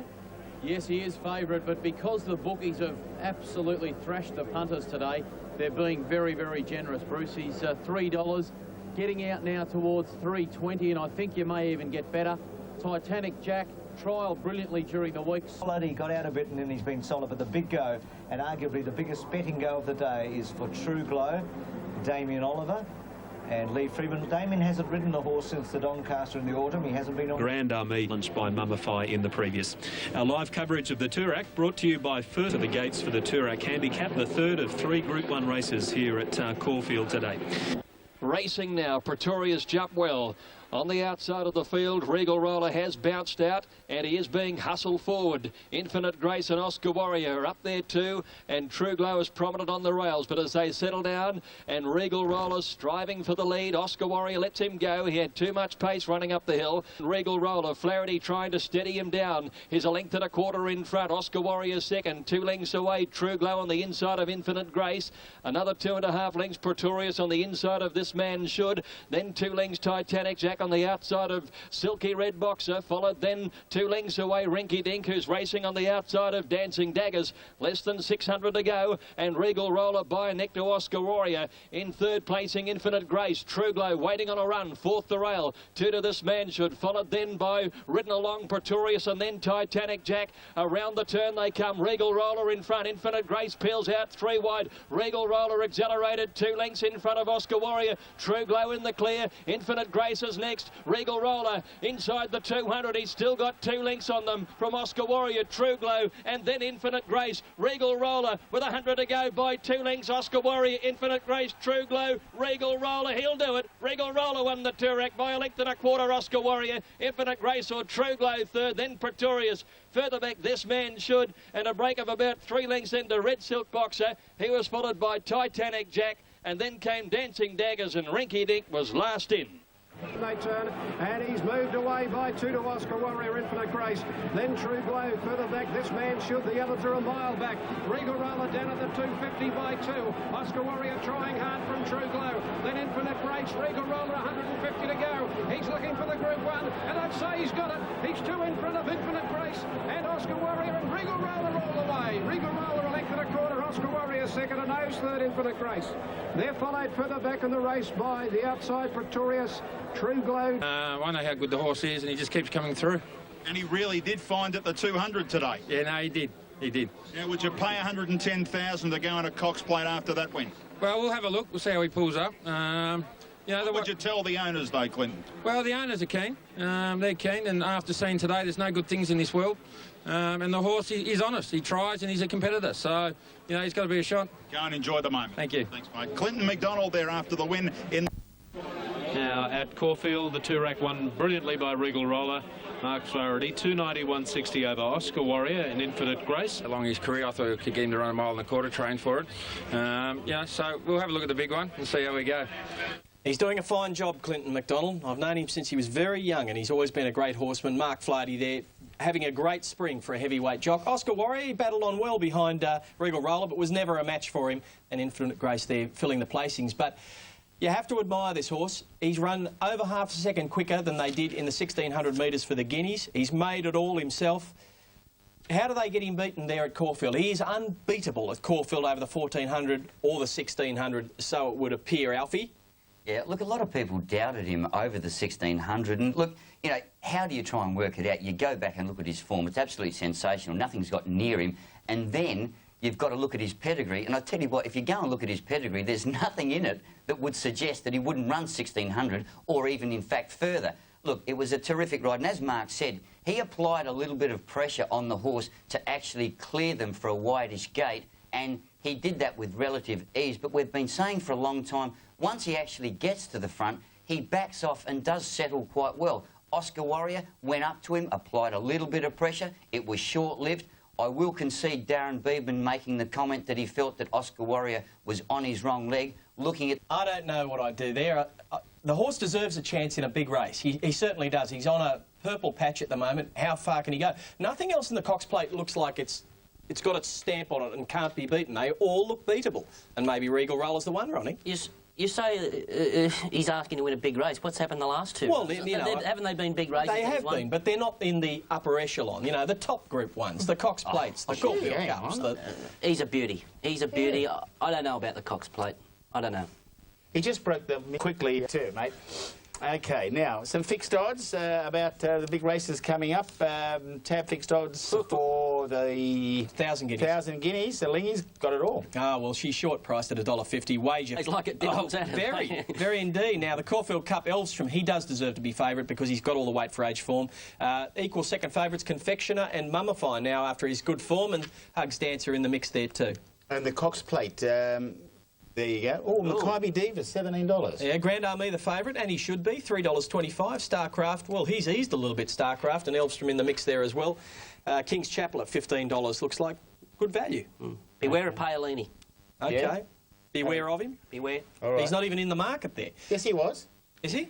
Oh, OK, let's go to the Melbourne Cup. She's Archie, still reigning favourite there. Hugs Dancer, loves Flemington and will be hard to beat at the 2 miles. And Maccabi Diva trying to defend her crown at $9. Everything else there, Vinnie Rowe included, at double figures.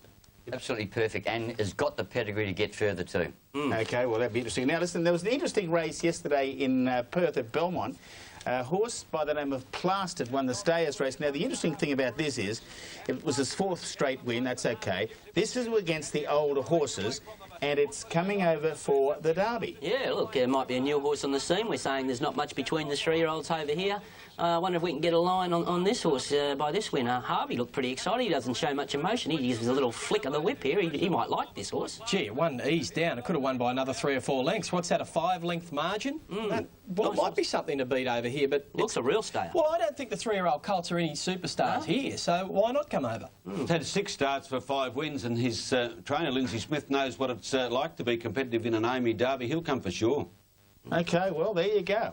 So they're pretty cool. No, it's not too far away. Race number 5, the 1,000 guineas. Alingi, Wager, Ballet Society and Kylie Kwong, 1, 2, 6 and 7 for the ratings. Tony Brassell's best bet of the day. For Gay Waterhouse, he's with Alf. Chris, Wager finally got there. Can she go on with it now to the 1,600? I think the 1,600 will see her out OK, Alf. To me, she's a lot more relaxed this prep, and I always thought the longer they go, the better she'll go. The better she'll 2, Northwood Plume in 94, and of course last year, Special Harmony took the race in 2003, ridden. Racing now. Lingy seemed to jump pretty well over near the outside. Ballet Society and Glasnost both got away well on the inside. Wages going forward up into 3rd placing from Courtney's Cuddle and 1 Kylie Kwong. One away then to Alingi and covertly on the fence. At the 800, Glasnost being almost joined on the outside by Ballet Society. There's only about a head or a long head between them. 2.5 lengths away then Courtney's Cuddles on the inside of Wager and Hollow Bullet niggled at 5th. They're trailed Chinque Cento and the Yellow Colours on the inside of Astrodame. then Sorenstam, Kylie Kwong. Now Oliver just urging forward on Alingi now. She's about 8 lengths from the leader coming up towards the turn, and covertly Ballet Society went to the lead from Glasnost, who's gone. Hollow Bullet's got to third and Wages running on. Alingi still one of the last as they cornered the favourites in a bit of trouble. It's Ballet Society at the 200 by 2 to Hollow Bullet. Wages gone, then Astrodame. Here comes Alingi now. Hollow Bullet and Ballet Society bumping heavily. Alingi's launching her run now. Here comes the champ, and she sails away from them. Alingi way too good, beat Hollow Bullet by 2. Ballet Society holds third from Kylie Kwong, Astrodame, and a break to Courtney's Cuddles. Wager, and back behind these then was Chinkwe Cento, Glasnost. Sorenstam is second last, and covertly hasn't completed the course, has been pulled up in front of the winning post by Glenn Boss. Well, surely she was looking at the chance of being beaten at the home turn, but she has turned what looked to be trouble into a magnificent runaway win in the Group 1 Vinery Stud 1,000 Guineas. An extra. Don't want to talk about that? No. Was it a serious offer in the last few days? We got sounded out, and that's all it was. But, you know, it's the old saying, market forces and everything else. Who knows what she's worth, and we'll wait and see what happens with her now from an offer point of view. But we got plans with her. We want to take her into the autumn next year in the Lightning and the Newmarket, and perhaps take her over the States. I know Lee's very keen to do that. Lee's very keen about America. There's a good sequence of fillies races over there. Well, he's the man. He knows what he's doing. I don't dictate him from a trainer's point of view, and why would you? Go and enjoy. That was exactly what we expected her to do.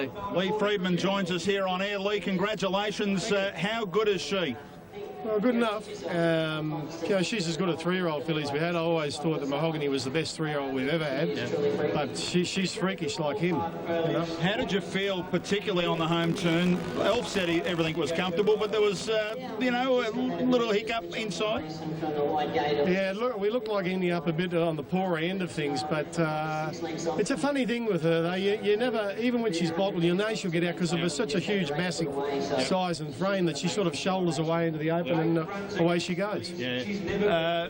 Yeah, I know you've been talking up America and everything, but do you want to get her into the autumn first? Or do you race her again this prep? I don't know. I'll get her home and think about it. There's so many options with her. It's like being in a candy store. There's too many choices, you know. I don't know which one to eat. Go and enjoy it without. They're a massive group of owners. They want to go right off, I reckon. Yeah, they're good at it. Lee Friedman's also very good at going right. Weight is right at Caulfield. On their guineas, here's the official totes. Alingi beat Hollow Bullet and Ballet Society 1, 4 and 6 on race number 5. Hollow Bullet by 2. I don't think I've ridden a horse that can put away a race so quickly. You know, she was 6 lengths off him at the top of the straight and had it won within 100 metres. Damien Booth. Oh, I've no doubt on that effort she probably would have won the Caulfield Guineas if she'd have run in it, but Lee elected to take the softer option, and I know he did that because she'd had such a hard 2-year-old year and he doesn't want to really stress her out in the spring of her 3-year-old year. So she's had the soft option. I think there's only one more race that she may run in, that's the Nestle over the Carnival at Flemington, and then she'll be off to the paddock. He thinks he can make the best sprinter in the land out of her next year in the races like the Lightning, the Newmarket, those races. Sprinter? Sprinter. Gee, she hit the line there. I might be seeing things, but was there a suspicion of a pacemaker there? I don't think so. Well, no. Glasnost did run along quite quick up in front. Did lead in its last start when it won. Yes, I know. It has been over-racing a little bit in its races, so I don't have a problem with that at all. I thought Alingi's performance, I just sit back and keep telling you how good it is. Who did Glasnost annoy? What filly? Pat Hyland's Ballet Society. Who was the second favourite? Pat Hyland's Ballet Society. I thought there was a pacemaker there, but it wouldn't have mattered what happened. No. Look at this. She's just a super filly, and when you're better than the rest, and when you meet them on level weights, you have to win. But, gee, heart and the mouth stuff at the home turn, well, I'll tell you wasn't what, given the fact that she performed so well down the straight, that's not a bad move by Lee. Look, I'm not sure whether she'll actually get any further than the 1600. I'm a little dubious, but I tell you what, knowing as she goes down the straight, she could go on to be a superstar, and I'll continue to wrap it up for all the people that want to bag me and tell me that it wasn't the best 2-year-old in Australia last year. Exactly right. So you're right. Yeah, she would have won anyhow. What are you doing? I'm just on the phone to our lawyers. Now, you want to make accusations like that? I didn't say anything. I said I'm seeing. You don't want to make them publicly without. I'm hello. seeing things. You are. You're seeing things. Here, take these.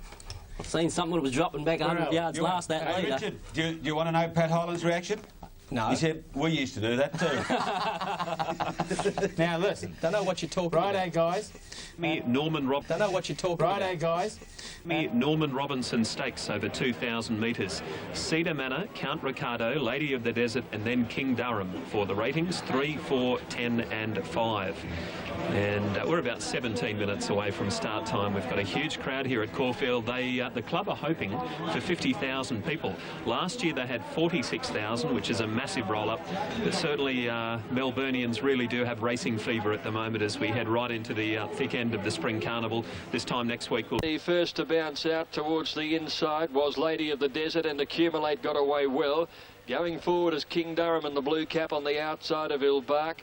And in the early stages, Ulysses is improving about 4 wide. Cedar Manor's in the centre, 3 away from the rail there. Trailed, they're inside the 800-metre mark now, and Accumulate leading narrowly from Ulysses the outside. King Durham just a length and a half away. Third on the inside of Lady of the Desert.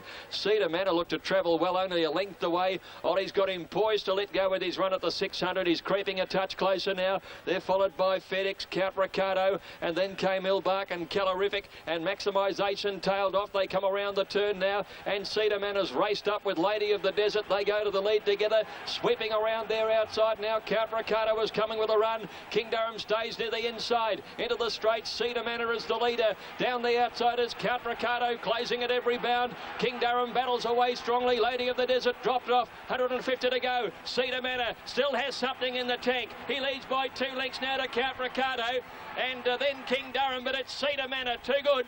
And Cedar Manor scored by a length 2 in second place in Count Ricardo. King Durham 3/4 away third, and that trio blitzed the rest. Lady of the Desert was a weakening 4th in the race from FedEx and Ulysses.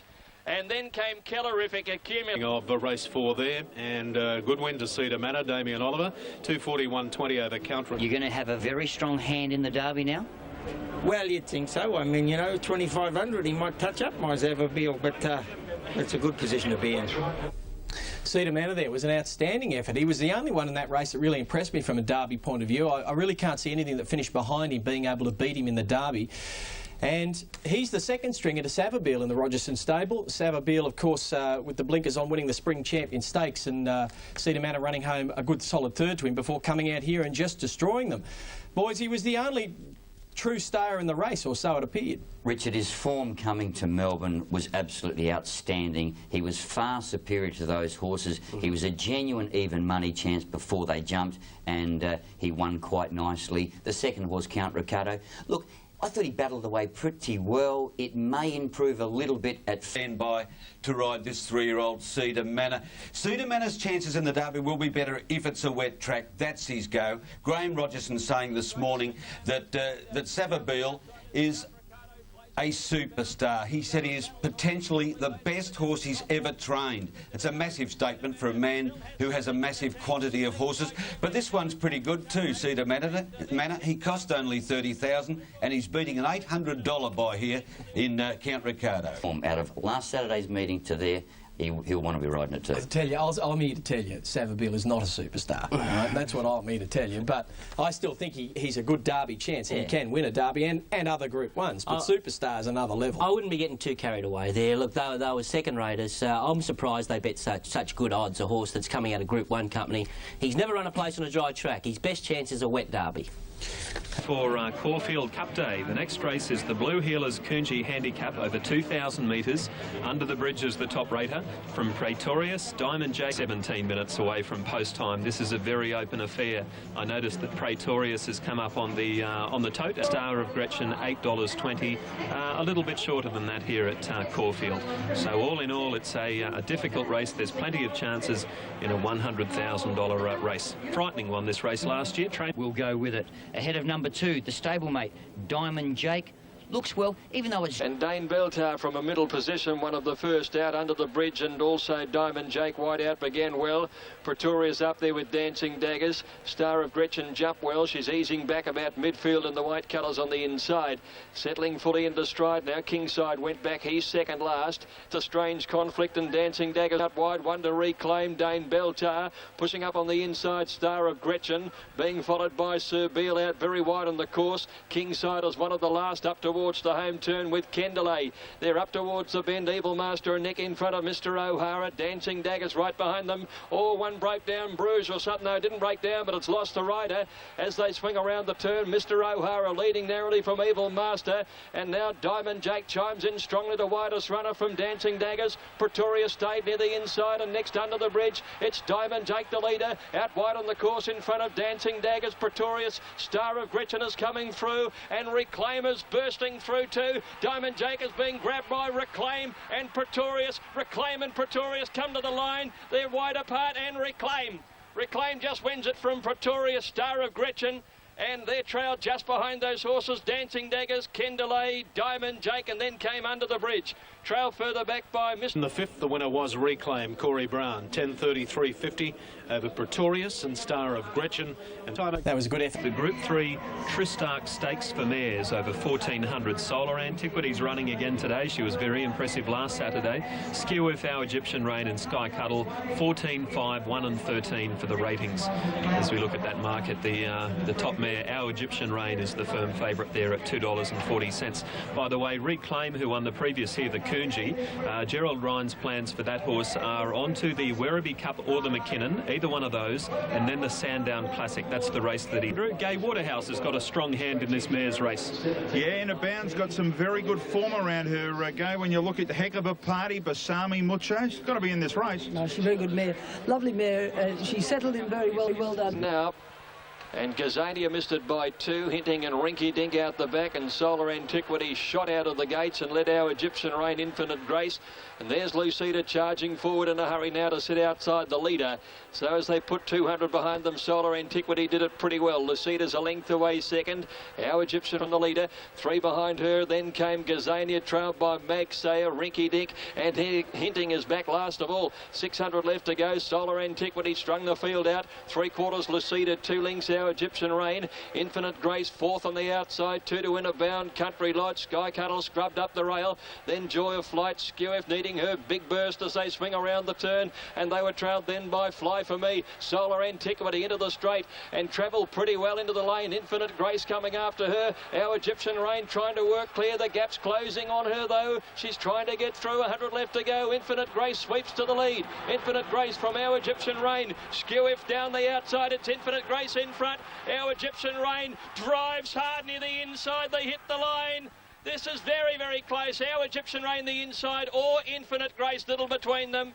Skew If and Inabound in a photo for 3rd. And they were trailed by Lucida, and just behind these to finish Sky Cuddle, and then Joy of Flight followed by Gazania, Light Sweeper, Country Lodge, Fly For Me, and then Hinting at the end, followed by Rinky Dink, and one of the last in is Secret Gift. One's the winner, Our Egyptian Rain. This rotation of Port Lincoln, Port Augusta. Now, I can see no... Just take the freshness off her, so to speak, in case we did decide to run next week. Now, there's a trainer who's done an outstanding job with that mare, Graham Begg. He's kept her up at the top for 2 preps now, and very, very satisfying to see her get the money after a run of very, very disappointing and frustrating seconds. This is her. She kept working to the outside, and the split looked like it might close there. Infinite Grace, I think, was just starting to lay in. The other horse was coming out, and the split was getting smaller. But Nashra Willa, another inspired ride, gave her a soft run. Was never sure she'd run the mile right out, but the way he rode her gave her every chance, and he's in flying form. But I think it's 1,400. Hey, sorry, yeah, he's the 1,400. I do apologise. But he's in flying form and just gave her a beautiful ride. I don't know where she goes next. Graham was toying up with the Cox. I'll tell you where she goes next, and what do you think of this decision? Tomorrow she's going to be paid up to run in next Saturday's Cox Plate. I think it's the wrong direction. Well, that's beside the point. Everyone's entitled to what they want to do with it, and I'll tell you what, she's in outstanding career best form, and she has been for a long time. But she couldn't win the Cox Plate off. Well, sprinter. I'm not saying... No sprinter wins it. I'm not saying she can, but they're going to have a crack. Good luck to them. I tell you what, they right down to Mag Sayer. I thought all those runs were very good. Inabound, it will win a race over the Carnival. Top mare, Our Egyptian Rain. She had 6 seconds at Group 1 level in 12 months, so she certainly deserved yesterday's win. I'm very surprised. I'm very surprised they're paying up for the Cox Plate. They got that beautiful race on Derby Day for mares at set weights with penalties. Yeah. Is the name of the race, to be run over 1,100 metres. At this stage, it's about 15 minutes away. So let's check some figures and some ratings. Lalando is the top scorer from Besame Mucho, San Capital and Recurring, 14, 4, 8 and 7 for the ratings. And here on course, Besame Mucho, number 4, is the favourite. That's the scene here at Caulfield. Wonderful shots. It's always great to see a big crowd at the races. For Caulfield Cup Day, it's pretty close to a full house here at Caulfield. They were hoping for 50,000. I haven't gotten an official crowd figure yet, but I reckon they'll go pretty close. Huge form, and I've taken the blinkers off today. He's a hunt if he can't put it together. At the start here for the Dodo Sprint. Interesting interview there with Tony McAvoy, the trainer of All Thrills 2. That horse's prize money. That horse's prize money. Racing now, Recurring jump to Ordinarily. Black Bubble flew out of the gates. Besame Mucho got away well, and so did All Thrills too. And in the early stages, Lalando pushes up fast along the inside. They settle low, and Black Bubble has the lead. 800 left to go. Nearly a length clear. Lalando driving up on the fence to join it. 3 lengths Impaler Tycoon Ruler on the outside. 2 lengths Besame Mucho, 5th outside St. Capital, Strike Line the centre. A length and a half further back, Recurring, All Thrills 2, Chablais in the blue colours, the rail 2 to Dilly Dally. They're trailed then by Deprave, Oratorio and Zip Zip Array, 3 lengths away. Lalando, the leader, coming around the home turn now, drew a length in front. He's run it hard early, kicks away early in the straight from Black Bubble, Tycoon Ruler, Chablais the inside. Besame Mucho, hard ridden to make some ground, and St. Capital's coming through. Lalando in front inside the 200, 2 lengths to Chablais, Strike Line and Dilly Dally coming down the outside. Lalando has run it hard all of the way, 3 lengths in front. Dilly Dally running on hard. Lalando tiring but gets home a big winner. Lalando beat Dilly Dally ahead to Strike Line 3rd, Chablais 4th. And they were trailed by Deprave, Recurring, Oratorio, St. Capital. Besame Mucho battled away next, trailed further back by Tycoon Ruler. And behind her to finish is Impaler, All Thrills 2. $369 that trifecta. And at Caulfield, Lalando, who's onto the Salinger now, 542.20, defeating Dilly Dally and Strike Line. Great effort. Well, this horse just embarrassed a few good sprinters. Lalando by Hennessy. Andrew Noblet there, he has paid his dues. He's a fine young trainer and he's got plenty of experience and doing well. Corey Brown, another good day at Caulfield. Dilly Dally, Strike Line filling the favourites. But this horse has come basically out of nowhere, Keith, and really, he's a top liner. Could be a superstar, Rich. Well, he won him. We saw the interview there. He's 35. He was apprenticed to Leon McDonald, and ironically, he beat his boss, his former boss, because Leon McDonald trains Dilly Dally. How unlucky was I backed it when it got beaten in a maiden at Bendigo, ran second, missed the start. But nevertheless, look, this is a real race. Like, take nothing away from Dilly Dally, got back, moved into the race nicely, coming to the outside. And I tell you what, we know she's a genuine Group 1 performer. Strike Line, I thought the run was still fair, coming off a 1,400 metre failure back to a more suitable distance possibly. And Chablais, I thought its run was OK first. Test the Lightning and the Newmarket. There's no doubt that was a special win. Black Bubble served it up to him mid-race. I thought, well, we'll see how good you are today, see if the raps are right. I was unconvinced, but I'm totally convinced now. That was a tip-top performance. I reckon he's a ready-made straight horse. Black Bubble knocked up quick. You know what? A bubble burst there. Ready-made straight horse. He'll get on the pace in a straight race and he'll be very, very hard to stop. He's a real find. He'll get a lightweight in that Salinger too. Best to cope with it, but as I said earlier, it was a very gluey type of surface, and you know, once they got into it, they were making it very hard to get out of it. It was tough, very hard to get out of it. It was tough work. A lot of horses had tough runs yesterday. Club Stakes, which is coming up next. Shadowmaker, Nips, Lord Volksrad and Amtrak, 10, 2, 5 and 6 for the ratings. And here's what they're paying for the next. 1,400 metre race worth $125,000. Amtrak number 6 is the favourite on Super Tab ahead of Lord in commission. Amtrak is the favourite ahead of Lord Volksrad, and then there's quite a few horses around the $9 or $10 mark. Achieve something. 1,400, Nips just a touch slow. Shadowmaker gets back. Romare is the first to break the line. Face Value is up there with Inspire Cahuita. Amtrak coming over in the red colours looking for the lead now. Monahan Tweed is out very wide. Pink end.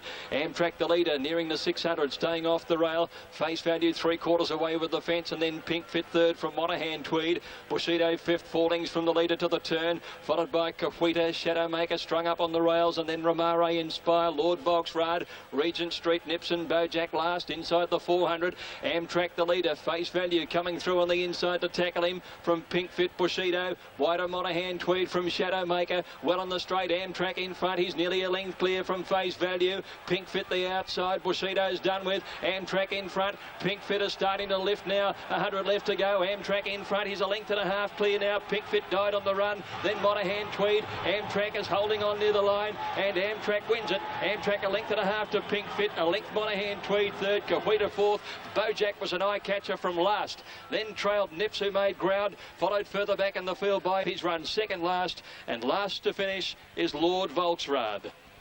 And the divs, the winner was Amtrak, Steve King, giving him a treble today, 410-180 over Pink Fit and Monaghan Tweed.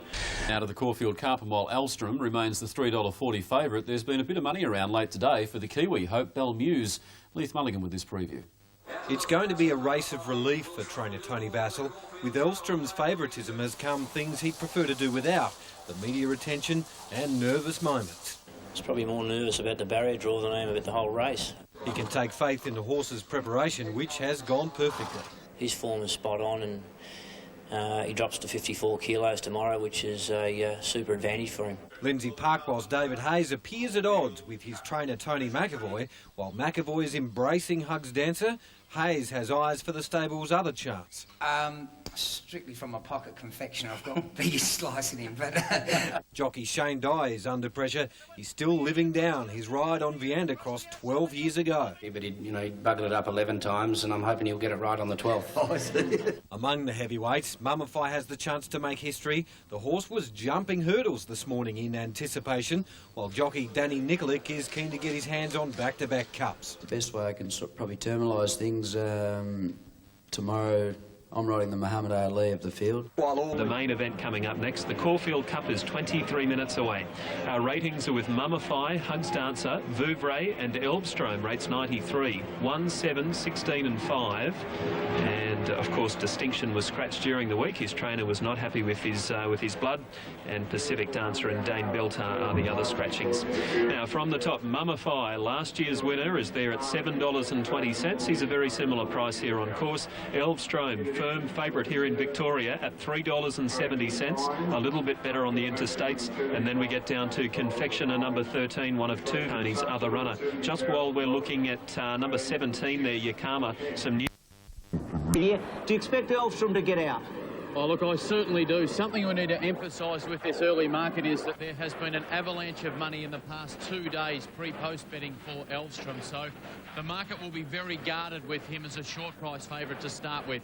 Short priced in the scheme of a Caulfield Cup anyway. Mummify, the defending champ, $7. Mackay Diva, surprisingly big odds. She's got the wide draw at $15.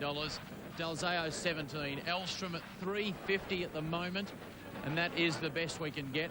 Distinctly secret big odds. Hugs Dancer kept very safe. First and then my selections. Betting moves could be far more important.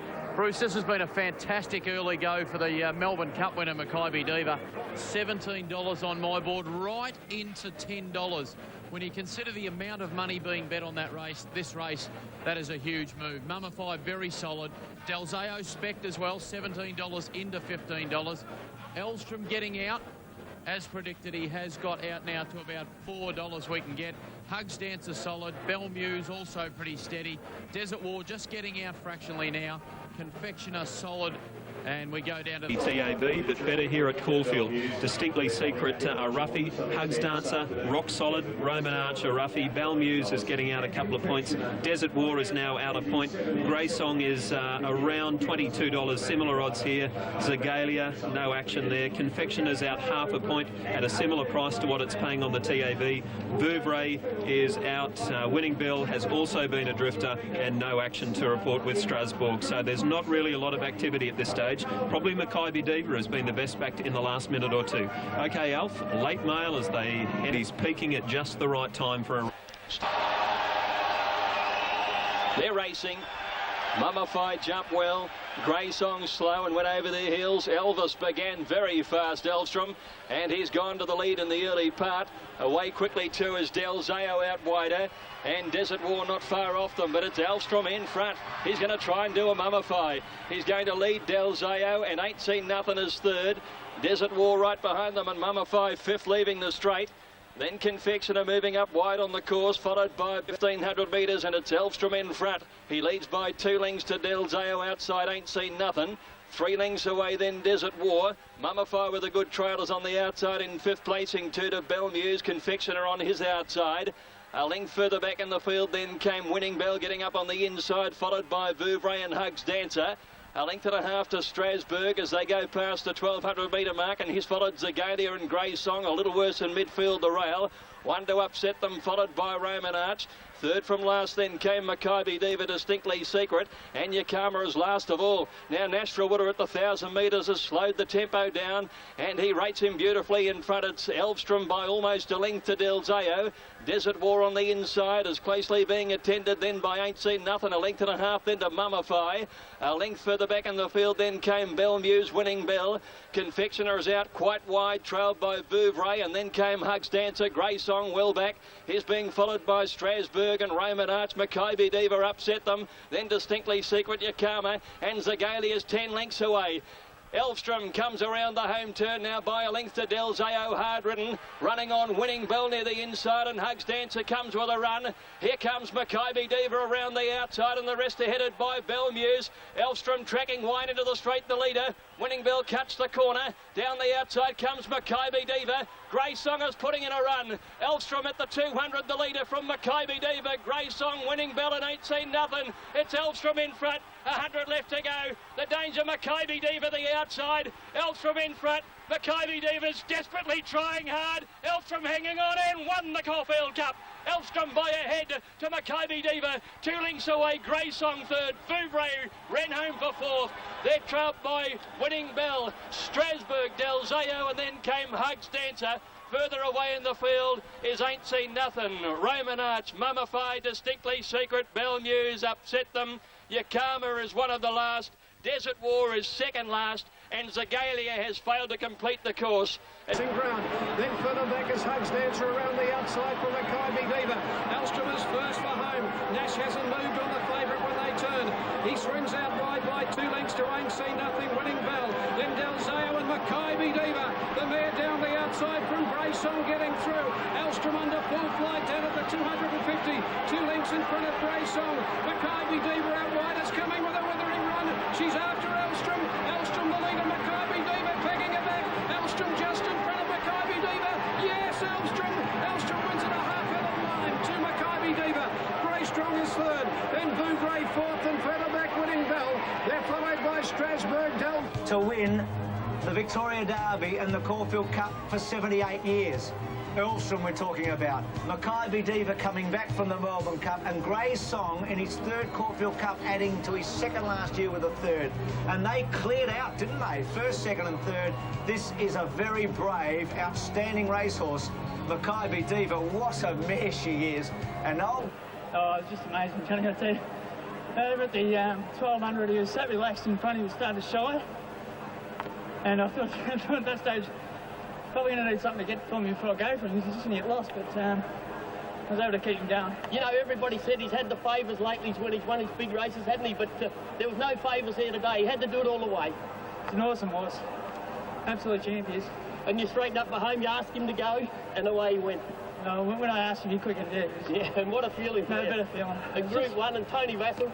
Yeah, no, terrific. Absolutely terrific. It's just, it's been quite unbelievable the whole way how smooth it's been, and I'm not saying it was easy, but it sort of was a bit easy, you know. He's just had a great preparation, no problems, and you know, it's just the way it's unfolded. Going to the front, was that the plan? It wasn't a surprise.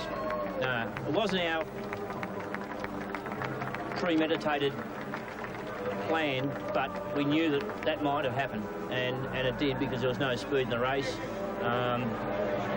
Great front running did, because there was no speed in the race. Great front running ride, brilliant front running ride. Cox Plate now? Won't say yes, won't say no, but hopefully, probably. Just finally, can you sum it out from a bloke who almost gave up training because it was all getting a bit too much, probably 12, 18 months ago? I suppose I just have to act. I just have to thank Aquanita Racing. Congratulations, it's a magnificent... From and Nash Rawilla, 371.90 over Makybe Diva and Grey Song, and that trifecta 5, 2 and 11, $785. Horse home, by the way, was the Galia. She actually failed to finish. She was pulled up. But this is the order. Elstrom, Makybe Diva and Grey Song. Vouvray comes right into the cup calculations. Elzeo, good run, winning Bell OK. Ain't seen nothing in the top 7 now for 2 years running. Hugs now for 2 years running. Hugs Dancer similar to last year. Strasbourg, same position as last year. There he is, Elvstrom by Dane Hill out of Circles of Gold. It was a great front-running ride. Makybe Diva, she just couldn't pick him up. $11 there. She was a huge betting plunge in the betting ring. And Grey Song always runs a good race on a staying race on a rain-affected track. The beaten jocks are coming up next. Let's find out what the excuses were for the beaten brigade. Her run today was just full of merit. She got back. It was a solid tempo. At the 1,000 they slowed up and I tracked on, got myself into a good position to win the race. Full credit to the winner though. He did it tough up front and a great ride by Nash, and congratulations to him. But I tell you what, I'm salivating Tuesday in November. I tell you what, because she's going at least 2 or 3 lengths better than what she was last year. I had a good run, you know, had a lot of luck and had an uninterrupted run right through the race, but he gave me a really good ride and he finished off terrifically well. He's probably in racing at the moment. From about the 4-500 on, I was following horses like Balmuse and Mummify, who really went nowhere, and I sort of got strangled up behind them for a couple of metres. Probably didn't do me chances much good, but she's really finished the race off well. I served it up to the leader, hoping that he might cave in and I might be able to get switched on and get going, but you know, he got off the bit before the turn and he worked to the line, just one tempo. Other than the first couple over the line, there weren't too many good Melbourne Cup trials. I wonder what the boys in Melbourne thought. What did you think? A couple of major flops, Rich. One was Mummify. He ran the worst race of his life. Lee saying this morning that he's taking Mummify to the beach already this morning, and the horse is bright, nothing wrong with him. And Confectionist bet the dummy early too. And Desert War, well, it was the first horse beaten. There's Elstrom doing what no horse has done since Manfred in 1926, and that is to go on from the Derby and win the Caulfield Cup. Now he's going to try and do what Rising Fast did in '54, win the Caulfield Cup, the Cox Plate and the Melbourne Cup, and he's pretty good, Elf. Oh, he certainly is. Look, everyone talks about the ride, and yes, it was a good ride, but Tony Vazel said, and I've always been a little bit concerned that the horse can pull and over-race a little bit. Once he went to the front, Nash didn't have to do anything on him. Once he got to the front, he settled and relaxed perfectly. It was just a matter of dictating then. You saw Makybe Diva, there's no need to say anything about it. Absolutely awesome. Grey Song, I thought the effort was nice. Vouvray, with somewhat of a different type of path into a Caulfield Cup. Oh, beautifully trained, I must say, and a terrific run. It was probably the unluckiest runner in the race. Not that I'm saying it would have won. It would have finished a lot closer, probably 2, maybe 2.5 lengths closer. Strasbourg got held up with him, with her at that time. She was forced to go back to the inside there, closest to the inside running rail, and battle on very, very well indeed. There's a little bit of improvement in it. I came up with an interesting... It's only half a length. Glenn, half a head. Glenn Boss seemed relaxed in that jockey interview, but he took his frustration out on the flowers growing near the weighing scales. One lash of the whip and beheaded about 40 of them. I think Alf covered that pretty well. Look, the Melbourne Cup is really becoming a clearer picture after that race. Do you think? Because yes. if you get a dry track in the Melbourne Cup, I reckon a lot of this form might go upside down. No, the only horses that can win the Melbourne Cup as far as the Australian horses are concerned, Makybe Diva, the obvious. This Vouvray's run was enormous. Just had to switch course and duck back to the slower section of the track, and it was a first run for a long, long time. They're the only 2 horses I want to know. Possibly Hugs Dancer, possibly She's Archie, who wasn't there yesterday. And then we've got all these invaders we're trying to line up. Your Vinnie Rose, you know, and whatever. We can't line those horses up. I think the track at Flemington in 2 weeks' time, 2 and a bit weeks' time, is the key to the whole kingdom there. If the track has got some give in it, you can bring Vinnie Rowe into the race. Mackay Diva will be suited by it. Vouvray will be suited by it. If the track gets flint hard, which it did 2 years ago when Media Puzzle won, well, who knows? He might be back in calculations, but it rules a few out. And I think that the weather is going to play a huge part. And Ronnie Dodds, let's have a look at those for you at the current tab fixed odds for the Cox Plate. Still get a bet on there, Mackay Diva. Yeah, $9. Ronnie, Grand Army $3.50, Starcraft $3.50, then Elvstrom, Elegant Fashion, Mackay Diva $9, Fields of Omar, and then out to Regal Roller Kings. Chapel, what do you think's going to win on that? I like Starcraft because all this speed that's coming into the race is setting it up for something swooping, and Starcraft's the horse. I think I've worked out why Mackay Diva's not running.